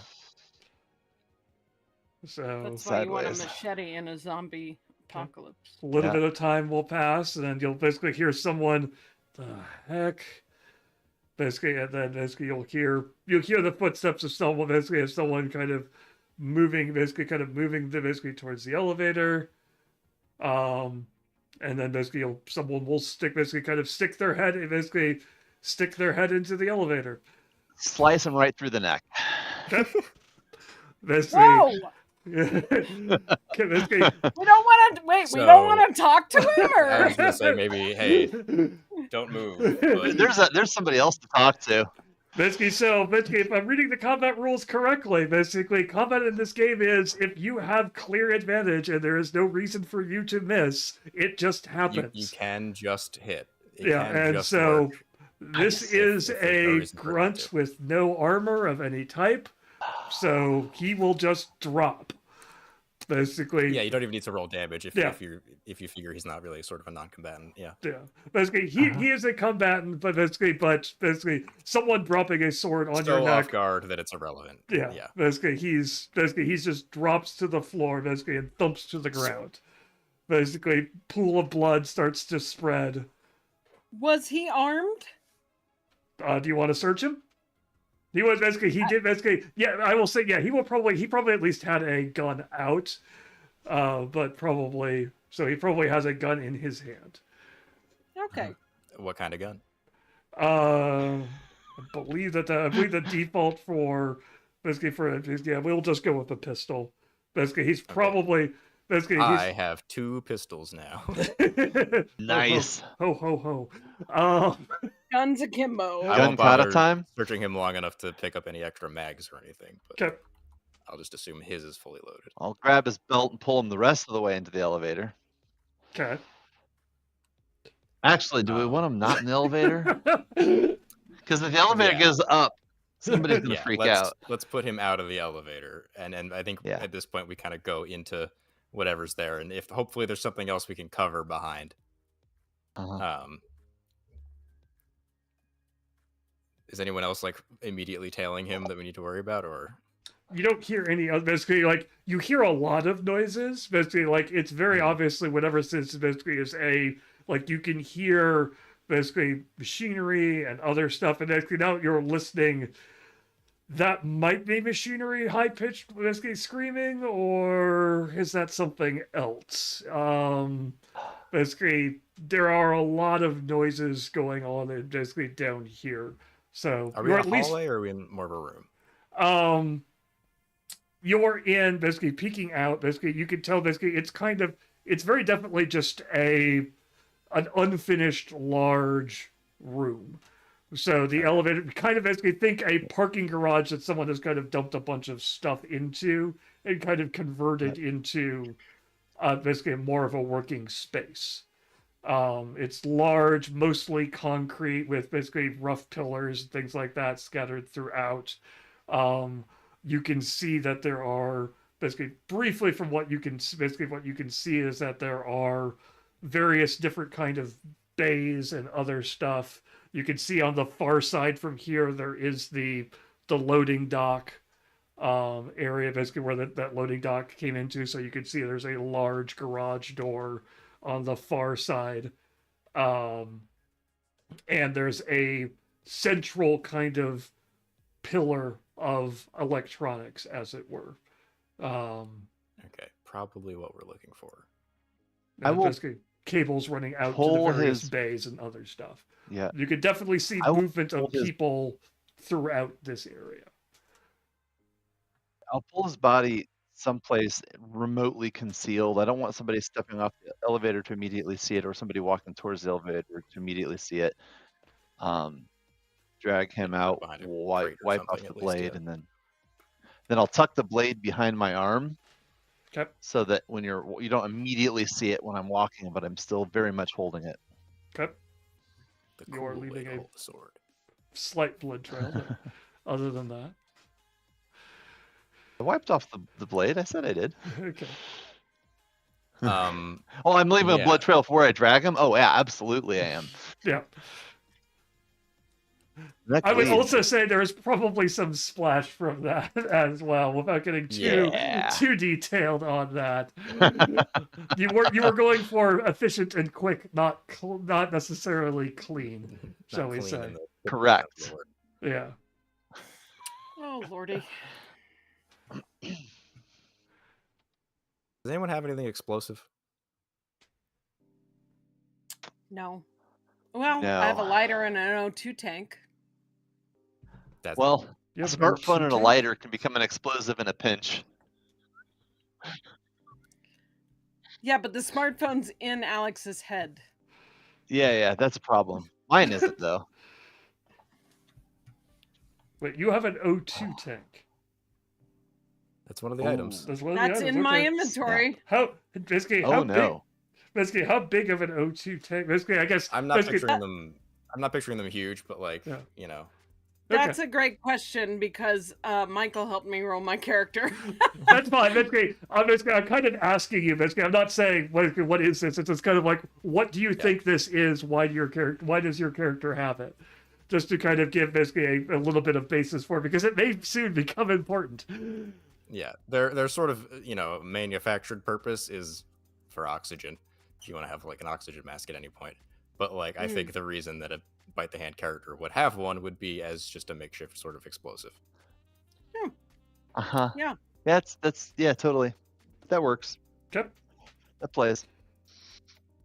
So yes, I do Okay. have something that might blow I up. feel like if we put that in the right place down here, we might be able to put a stop to this, at least for a while. Okay. So I think the trick then is to figure out, where is this right people place. eating machine. I'm guessing it's in the middle in the big column of technical doodads, but Well, let me slip up and take a closer look quietly. You want to hang back for a moment? yeah, we can do Okay. that. I'll slip up as close as I can. Is the whole room really well illuminated? Are there dark corners? Oh, it is very definitely. Basically, it is makeshift. There are basically areas where light is needed. There is light. Outside, basically, there's brighter light. Basically, like everything, basically, kind of almost medical grade kind of lighting in these bays, which are kind of arranged around the central pillar. The I'm so. Let me know if I'm getting under- getting too much for you, 20. If you No, need me to. no, but it's definitely having the effect it's intending to have. Okay. Basically, feel free to basically tell me to back off if I need to. So you've got basically outside of that, you've got like kind of track lighting outside of that. Basically, kind of orange strip lighting, kind of just on the ground to just kind of define lanes. You've definitely basically starting to slip up even before I make you roll. Basically, just kind of creeping up to the edge. Basically, kind of around the first pillar near these elevators here. You could definitely see that there are essentially 3 types of people that you can easily identify. One, there is very definitely security. Basically, there's a guard detail of some sort. These look basically much like the body you just dragged out. These are not these aren't the rent-a-thug level.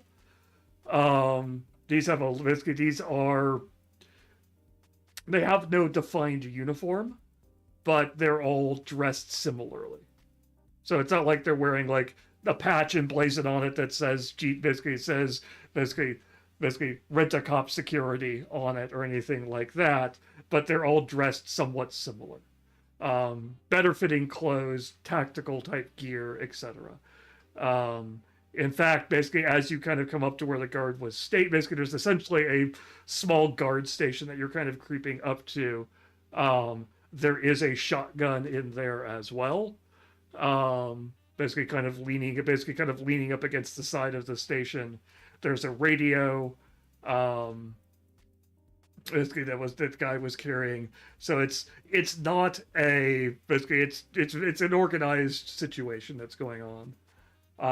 So you got those people. You've got some people in white-ish lab coats. I say ish for the obvious reason. But basically there's probably about 2 or 3 of them, and they seem to be kind of going from bay. Basically some of them are in the center area. Then at least one of them is kind of typing. Type.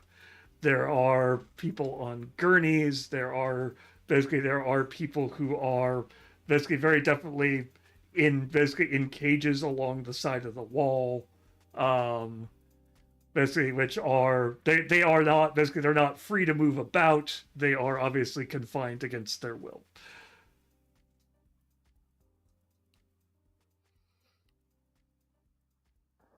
Good times.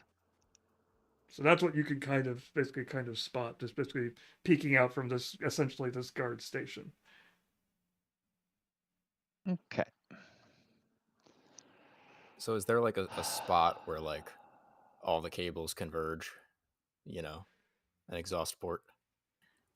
Stream is down. Yeah, network issues detected. Everything seems to be yelling at me that my network doesn't exist, even though I'm here and talking and my network exists. You're talking to us on Twitch. Yeah. Right.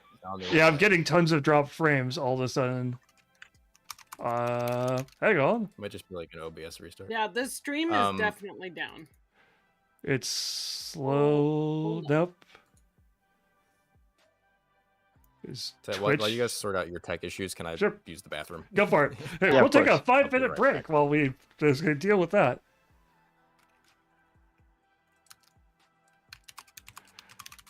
Yeah, it's definitely telling me I do not have a network connection. That blows. Sounds like an OBS. Or they mowed a little too close to the sun. It took this long to take effect. That would be my 2 hours later. It dies. Speed test? Okay. Speed test is working, showing me with a fairly solid download rate, so... I mean, you're live with us. Yeah. I've got a warning in here telling me that basically I'm having network issues detected, attempting to resolve automatically. It popped up briefly to tell me that I can't share a chat because I'm not live. Oh, here we are. Are we back? I'm back. Basically, I'm back to like 3-4 kps. It's not a great connection, but it technically has it. It's slowly speeding back up.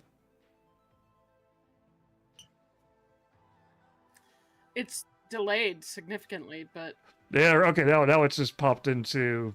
This is a healthy connection, it looks like. Still dropping frames, though. Hi, people on the internet. I'm kind of back. Okay. Okay, dropping frames seems to be... The frame drop seems to be going back down.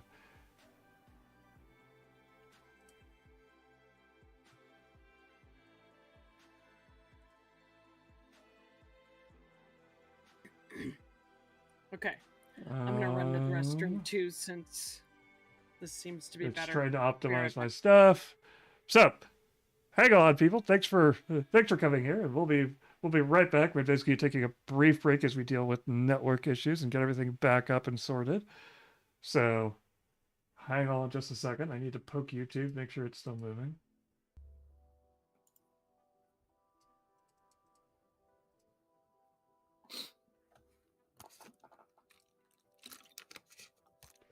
YouTube.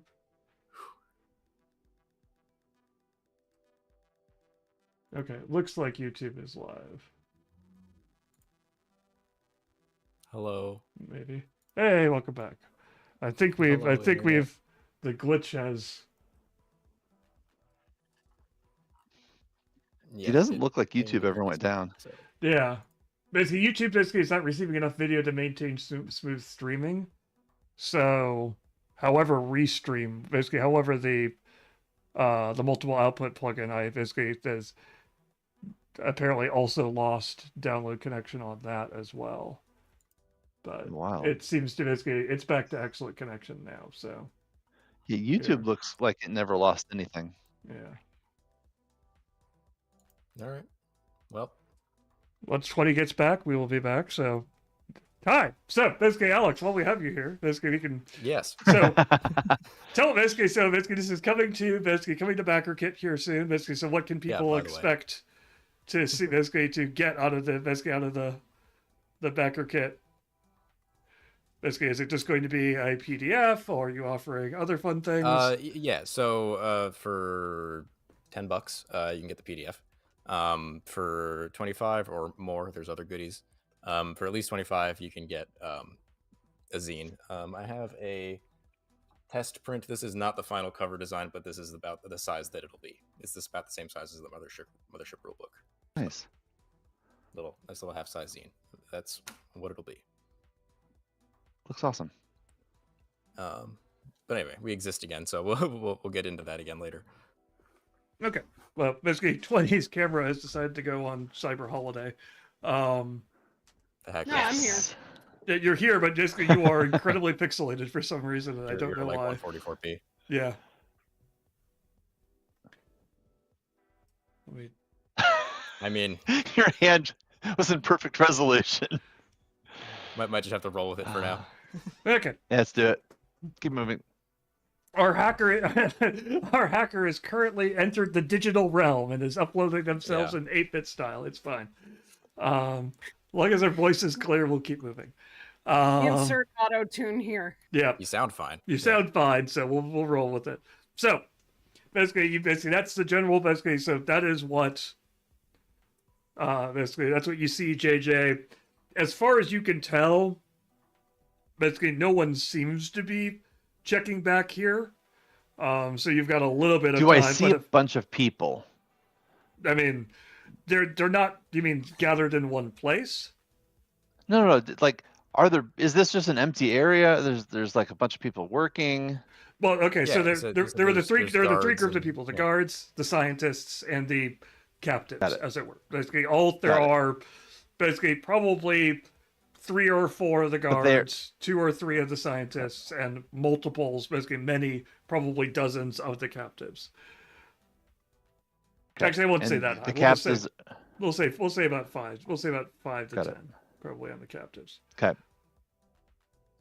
Once I have kind of the lay of things, I'm looking for one additional thing, which is the guards are my initial concern. Mm-hmm. How you said like there's 3 or 4 guards. Are they all like sitting together at a booth watching screens? Are they patrolling around the captives, or are they off on their own in a dark spot where I can easily, pick one of them off? You basically the 3 of them. Basically, you've got 3 basically patrolling. Essentially, one seems to be patrolling near the captives. One seems to be patrolling near the central area, and one's kind of making a round of the bays, kind of poking in. Basically, kind of sticking his head in. Basically, has a brief basically, you see, he's the one that probably talks the most to the scientists, as it were. Basically, he'll stop one of them as they're walking by. They'll have a brief conversation. Then, basically, either they'll walk together in a direction or they'll go separate ways. So they're not all within I'm gonna one grenade range. Yes. So I'm going to walk back and make sure to tell these two exactly where everybody is and kind of what's going on in the lay of the land. And sure. at that point in time, I would like to maybe slip up and take care of 1 or 2 of those guards, especially the one around the captives. I think I could slip up behind him and take him out quietly. That seems kind of risky. I mean, listen, these people are no saints, but just killing them doesn't really solve anything. I feel like the real objective should be destroying like the equipment, the research. Yeah. Sure. Is there a spot that we could, I don't know, Death Star thermal exhaust port, one spot where all the cables go, where if we Can make an I- explosion here, the whole system comes down, kind of thing. Can I glean any information via hacking about how they are taking people's consciousness from their body and putting it in the machine? Basically I will give you kind of multiple answers. One, you can attempt to hack the systems which are down here. Basically, for everything you can tell, this entire room is shielded outside of the cables, but it's shielded within the room. It is not. Right. It's shielded to the outside, not shielded within. Basically, The individual devices are not shielded. Yeah. Basically, there are open connections in these machines. That's risky because these machines you are fairly certain are going to basically like even a brief check of the area is telling you some of these are going to be firewalled. Some of these are going to have security on them. They're a little bit more concerned about the security in this room than they are in other places. So you can make the check on there, but there's a little bit more risk. You could just basically using physical, you can just try to check, basically looking at the area, try to decipher what's going on with cabling and things like that, and try to figure out more to Gray's point of, hey, this is probably this is probably either the most explosive point or this is the point that has the most data, et cetera, et cetera. That you can try to just figure just by looking. Because you know what machines look like, you know what computers look like, you know what servers look like. You can identify key parts just by looking. And you have a scanner. Yeah. God forbid you couldn't somehow. Yeah. Right. So basically, but that's not going to give you as much information. That's just going to give you what you're familiar with.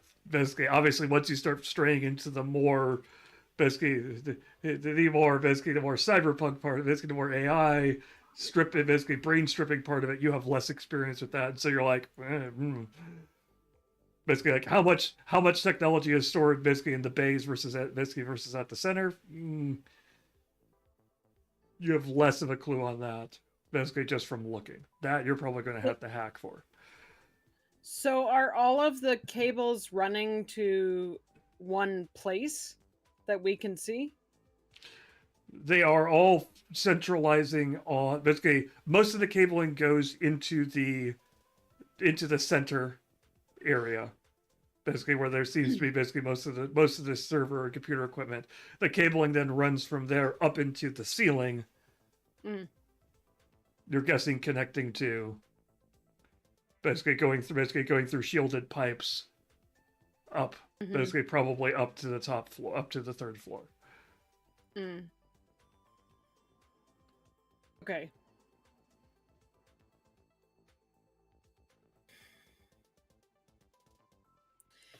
All right. If I hack in, it might alert them. This is more secure than it was upstairs. Okay.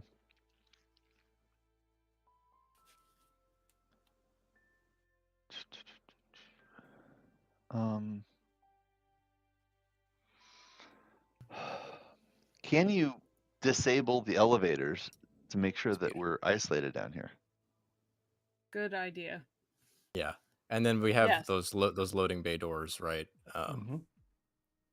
As another avenue. That gives us a way out, but hopefully this just shutting down the elevators should make it a little bit harder for people to show up down here when we don't want them. Right. There's at least one android, and there's those two Rent-A-Cops upstairs who could come reinforce. Right. Yep. And any number that we don't know about. So right, yeah. Yeah. So let me disable the elevators. Yep. Two options on that. One is you could just shut them down. You're already in that system. You've already hacked. You've already made that roll to do that. I will 100% let you cleanly just shut those off. However, basically, if you use your power to do that, you are essentially setting a red flag. What If you want to do it just Be a more, maintenance. if you want to the maintenance elevators do are it or offline. something like that, you're going to have to roll. what if they just accidentally get stuck between floors? You could do that, but that'll be a roll. That'll be a roll. Because you send them up and get them stuck upstairs. Mm-hmm. Yeah. Like, oh, they're stuck upstairs. Let's go check Yeah. upstairs. I like this. Yeah, let's send them to the 3rd floor, and they can just like as if someone pushed the call button, and then like let's randomly stick the bloody one from earlier just between floors somewhere, and the one that we Nice. just came down can go all the way back up. Okay. And the other one can go all the way back up too, but then they get stuck up there. Okay. You want to roll? Yep. Okay. What are the two of you doing while she's doing that? Simply and easily doing that, making it look clean. Yeah, good roll. Yeah. Wow. How clearly can I see any of the captives? Fairly. Like, basically, they're like, it's a large room, but it basically. Yeah. Are any of them recognizable? Like, do you recognize any of them? Like the people you lost track of? Potentially, but what I was gonna say is, could I just run searches through the company for through my smartphone of recently fired people in general in our logs, and see if this is just where everybody's been going. Yeah. Basically, you could do a quick check, and basically, relatively quickly, you'll figure basically some of the basically it's not a 1-for-1, right? But there is a decent concerning amount of overlap. Yep. That wraps up that mystery. If you're putting a pattern together, that's great. I guess the other thing to do would be to secure an exit strategy. See if the outer door is locked.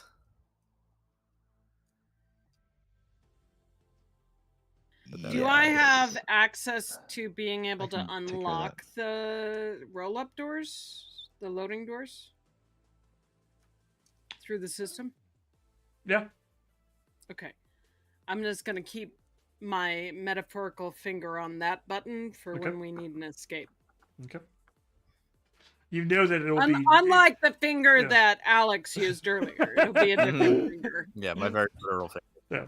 You know the fact that it'll be fairly obvious and noisy. Like it's a fairly physical system that just happened, that has an external link to it, that basically a Wi-Fi link into it that lets you trigger it. It's really easy to trigger. Loud. It's just loud. That could be good. Here's my theory. Rogue takes the O2 can, puts it at the base of that tower. 20, you open the door, and while the door is opening, you run away from the O2 can and shoot it, which will be partially covered by the noise.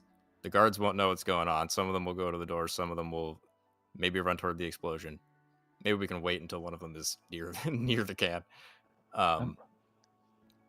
And then, if possible, we can try to let some of the people out to run away. If not, I think maybe we just go. Are the cages hooked into their system, or are they manual old school locks? From what you can tell, they're manual old school locks. They went cheap on the cages. Yeah, which is honestly more secure in this world. Because we'd have to individually. They didn't go cheap, they went secure. The other question I have, because this feels like a really important question, how far are those cages away from where we are planning to place the blast. It's a fairly large open area, basically. Like, think basically a medium-sized parking garage. These are at the center of it. The cages are on the outer wall. Probably, Okay. I would say. And we're basically- talking about an explosion a little bit bigger than a grenade. So like, Are it's basically if there are basically it may get unpleasant in there.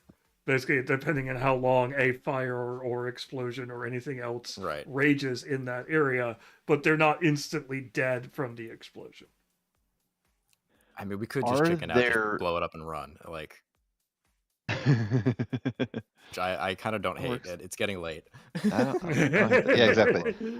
Are there any visible keys? Are the guards walking around with the keys? Are there keys on the desk or hanging from the wall somewhere?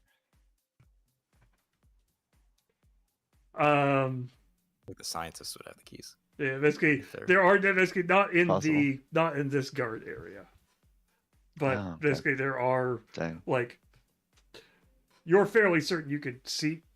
Are we just losing connection again? Yep. This stream does not want to continue.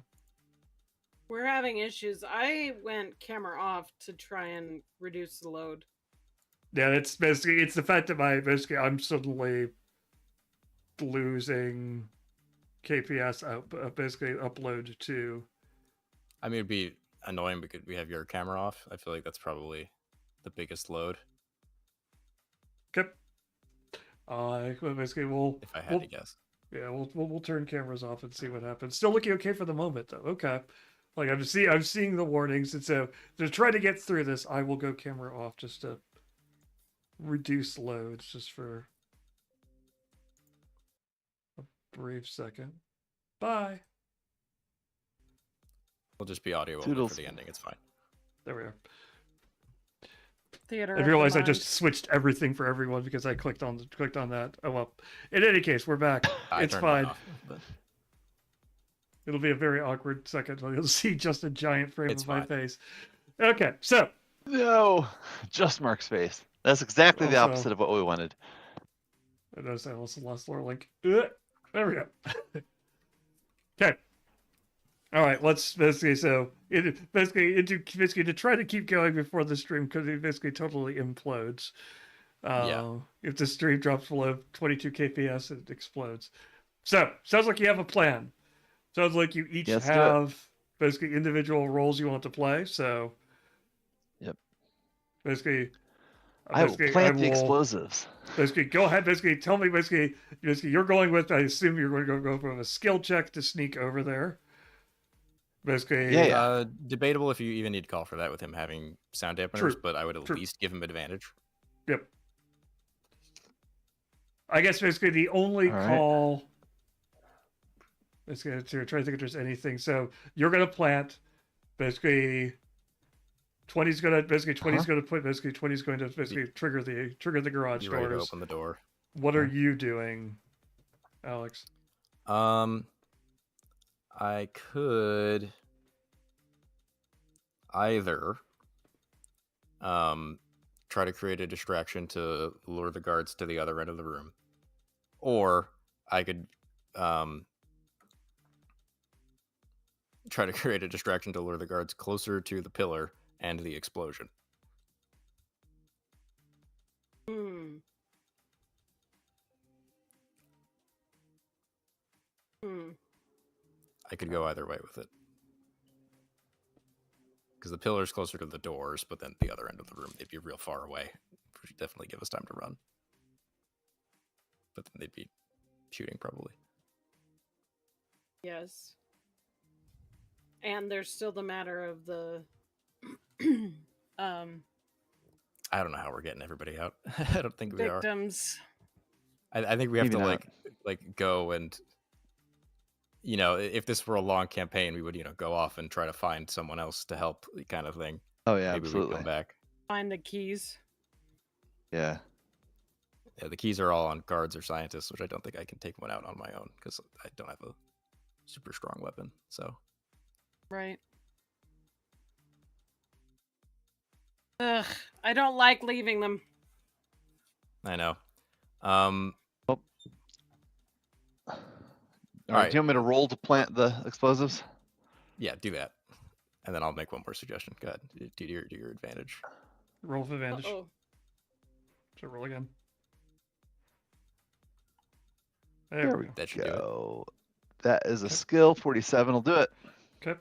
Under 53. So with Orla's assistance, you figure out where to best place it. Basically, you end up.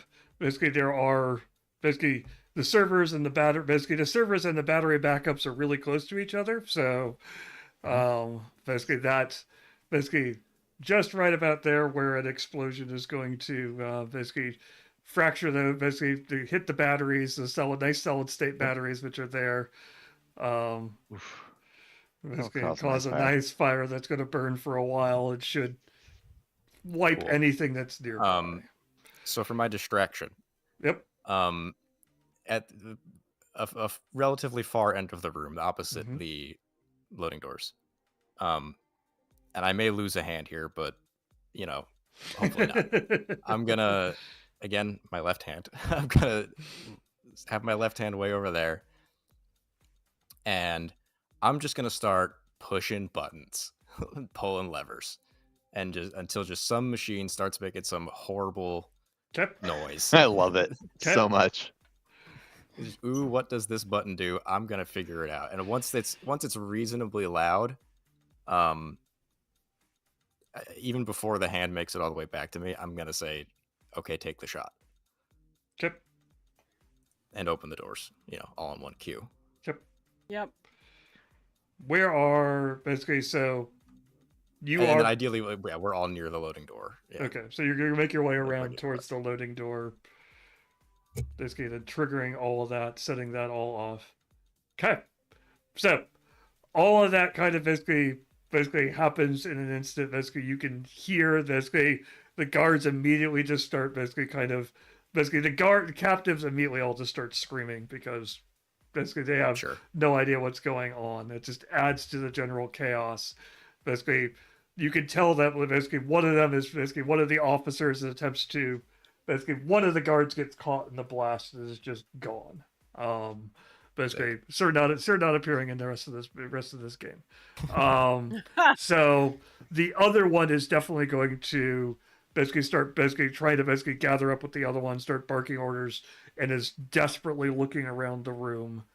Basically, as you start to open the door. Suddenly, it gets a lot brighter. Yeah, it gets basically a lot brighter. Basically, it's basically the scientists are basically panicking and basically kind of scurrying about. One of them was working in there. Basically, it also died horribly. And so you can hear them basically kind of radioing and hearing basically making reports. One of them is yelling at the scientist, "Get in there and save as much as you can." The scientist is staring Right. at them with absolute I ain't going anywhere near that. It's on fire, my dude. Yeah. Abject horror. Yeah, basically the guy will shoot one of them and tell the other one to get in there. So you get that classic kind of scene going on. As this is happening, I have two things. Go for it. One, should I roll a skill check to see if my hand gets back in time as we run away? I will say your hand is definitely back. You survived the explosion. Is heading back to you. It is up to the other.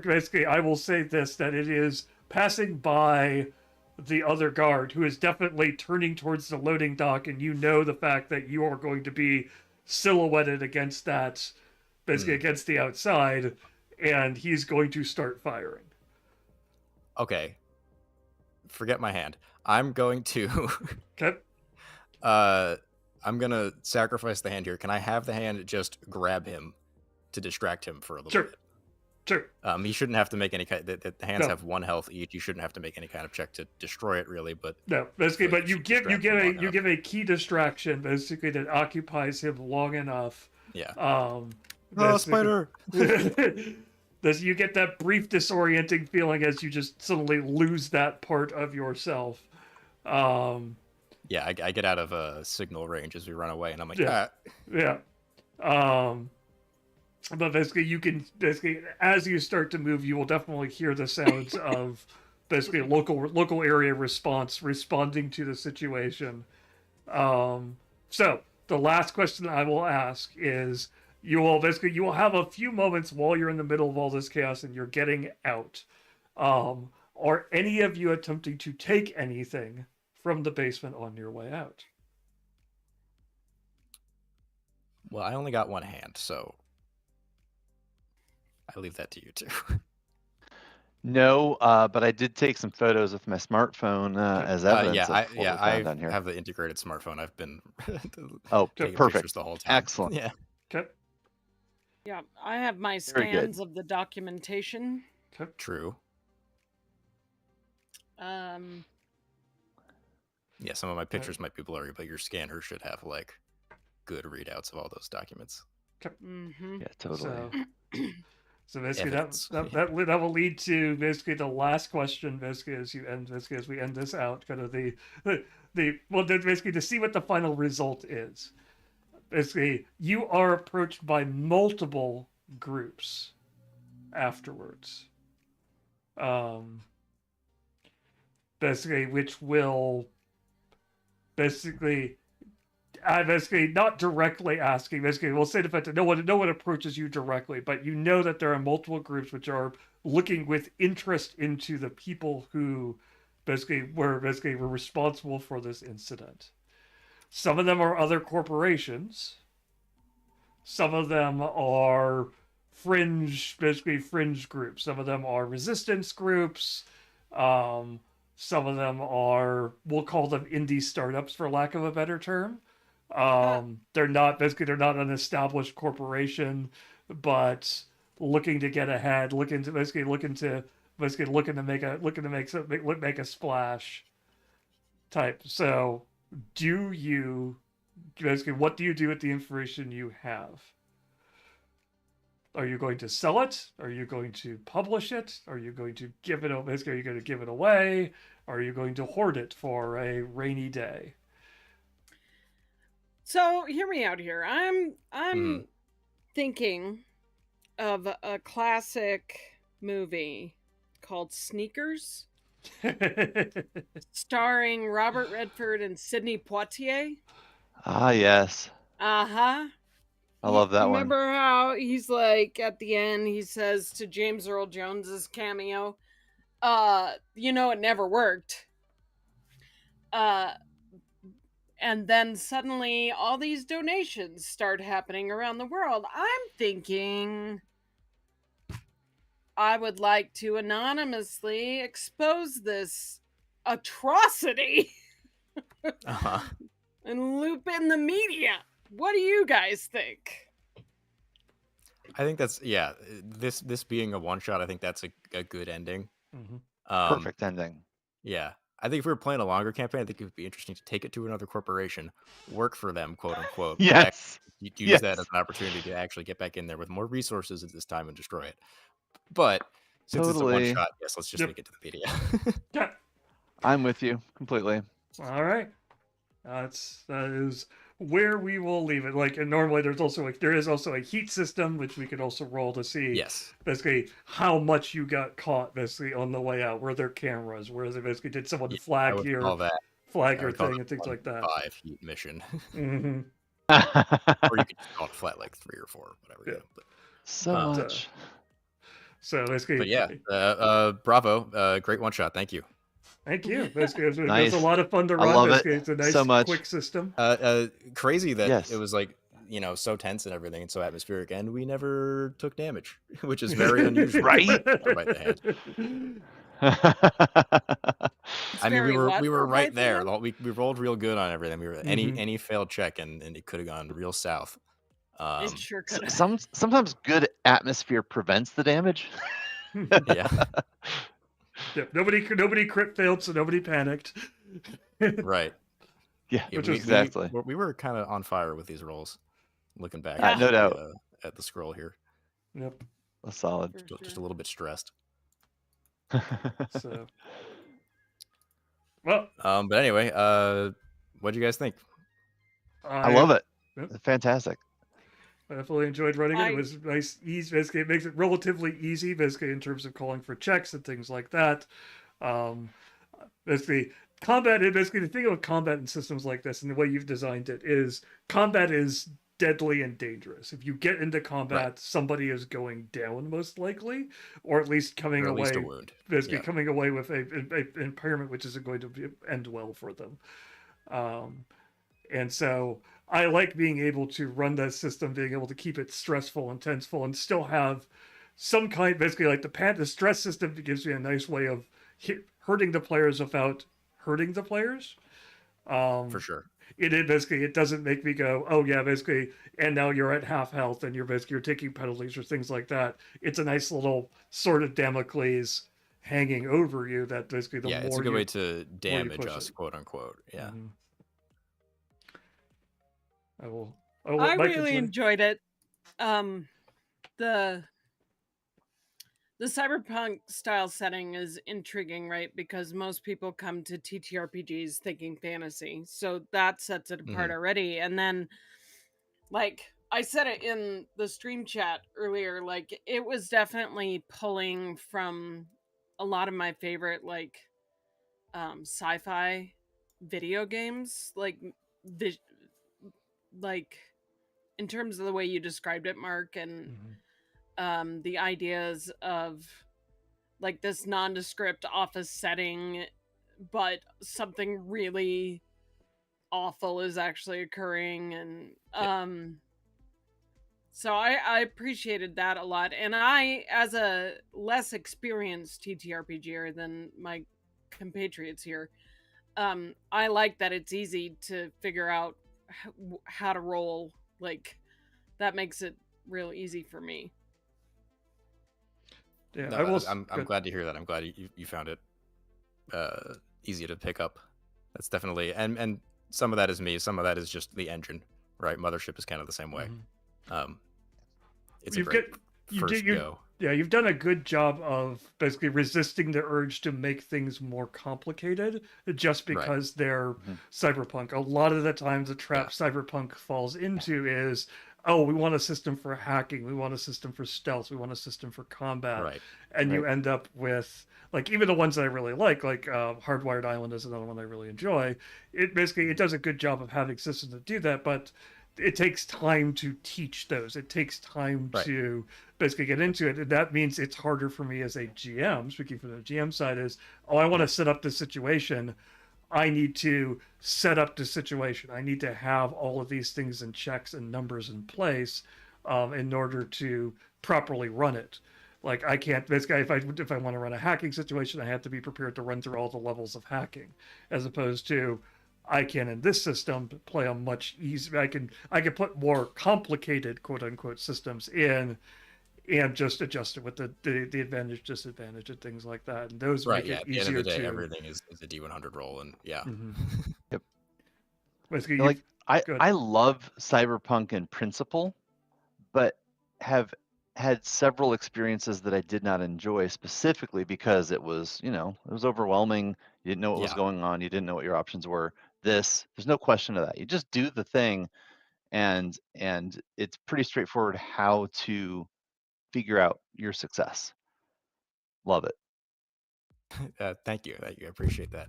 Yeah, I'm in a similar boat. I say this not to talk badly on anything, but I played Cyberpunk Red and had a great time. I played the video game first. I played 2077.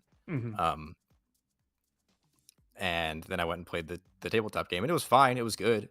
Like it's a well-constructed set of rules. I don't really have any like giant notes for it, but like it's just a really freaking long rule book. It's just huge. And it's a little intimidating, and the hacking is another rule book unto itself almost.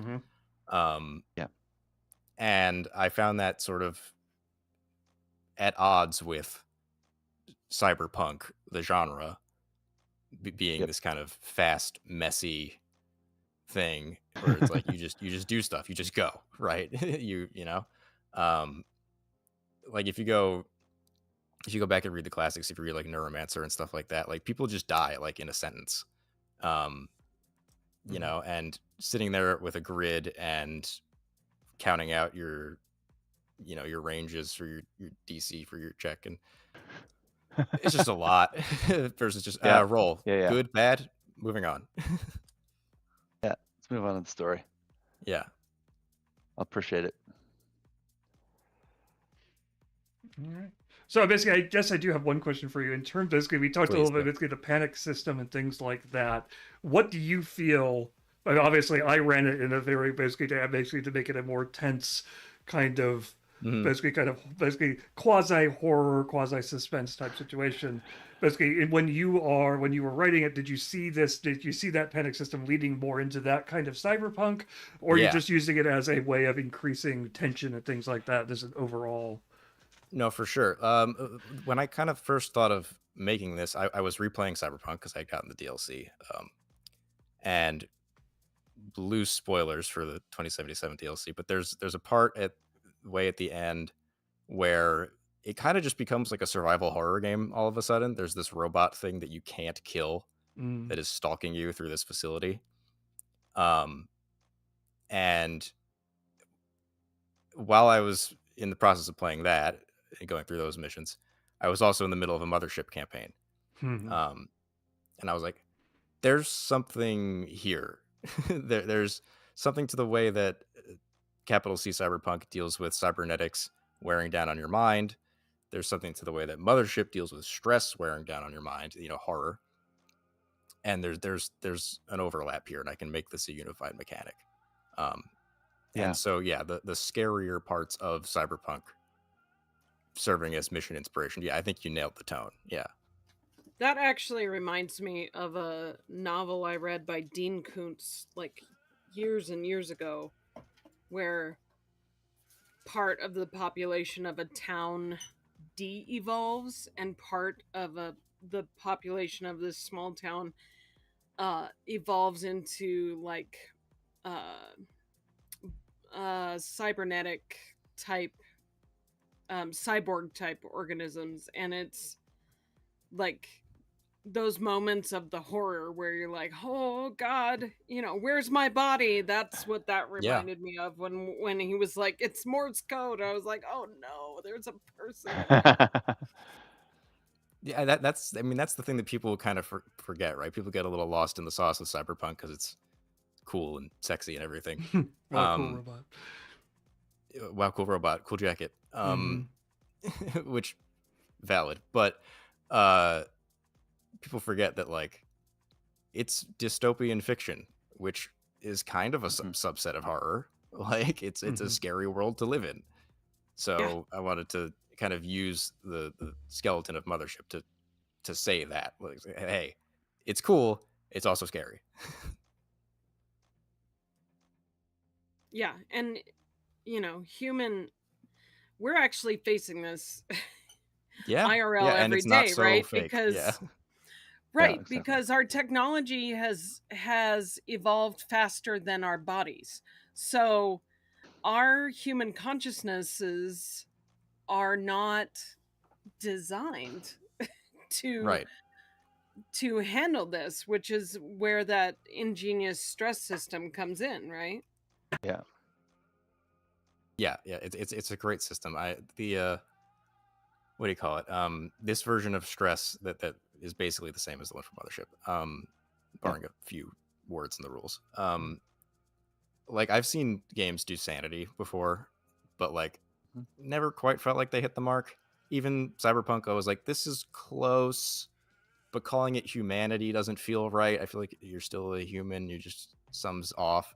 Like something's not right. The way Call of Cthulhu handles it, like with like the Eldritch stuff, is like that's a little different too. Something about the way that Mothership handles it, I think, really nails it. And so it's like, yeah, we should use this for more games.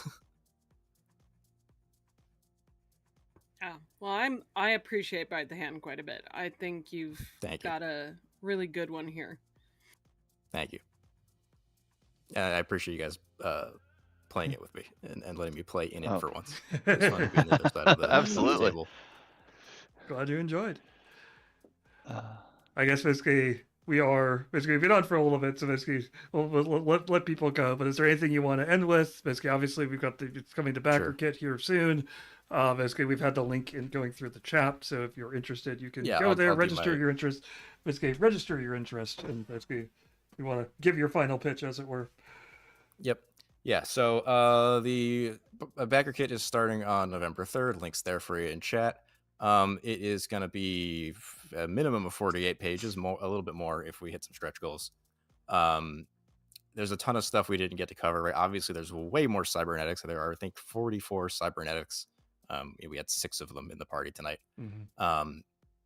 So there's a lot more stuff there to look at. A bunch of other weapons and vehicles that we didn't get to play with, and no one panicked, so you didn't get to see the panic table, but the panic table was pretty fun. All sorts of goodies, NPCs, and there's a one-shot built in, so you don't have to come up with your own necessarily, but there's a one-shot built into the back of the book that I've run a couple of times. That's always good fun. And yeah, if you're looking for more of me, I have a YouTube channel. It's called Spellbook Gaming, same as my username here on this stream. And I do actual plays there is sort of the main thing. So if you're looking for more of me rolling dice, there's some may say too much of that on the internet already. But that's it. That's me. That's my stuff. All right. Thank you for posting that. Obviously, we here at LoreLink, we do streaming and actual plays of other stuff. We're basically the big thing, of course, is the LoreLink software. You can see that directly. I would point down below me, but my face is gone. But that corner where it says GM screen basically lets you take notes, things like that. Being able to quickly just store things, whether it's simple notes for a game like this, where I've got I had a bunch of events all queued up for like, okay, here are things that can happen, things like that. Just quick ideas that I could reference quickly if I needed to. And even just sometimes writing them down is all you need just to get them solidified in your head. And this gives you a nice, easy way to categorize it, put it all together. So that's what LoreLink is. Basically, you can check us out at our website. Obviously, we will do other cool streams and things like that. We have other great creators, basically like Alex, coming on here as well. So basically check out our Twitch streams. You can subscribe to the channel, or you can follow the channel. If you follow the channel, you get alerts when you're doing cool stuff. You subscribe. Basically, that's just a great way of telling us, hey, I enjoy what you're doing, and so we always appreciate that. You can always take money from Divisk if you want to stick it to the technocrats or technocracy. That's the word I'm looking for. If you want to stick it to the technocracy, we do have Twitch. Basically, there is Twitch Prime Gaming, Amazon Prime Gaming, which gives you a free one-time subscription. Basically, that lets you take money out of Jeff Bezos's pockets and put it into ours, where we guarantee that we aren't going to basically spend it on yachts. And I'm starting to say this, and my stream is starting to fail, and I'm just going to bring the technocracy for that one.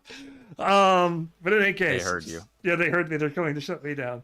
So if you joined in partway through this stream, feel free to basically check out the rest of the stream. Will be available on YouTube later. Also check us out on Blue Sky.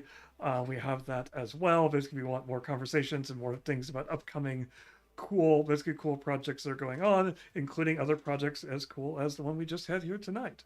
So thank you all for joining. Basically, all of those who played. Thank you all those who were all those watching and listening and commenting and talking. Appreciate all of you.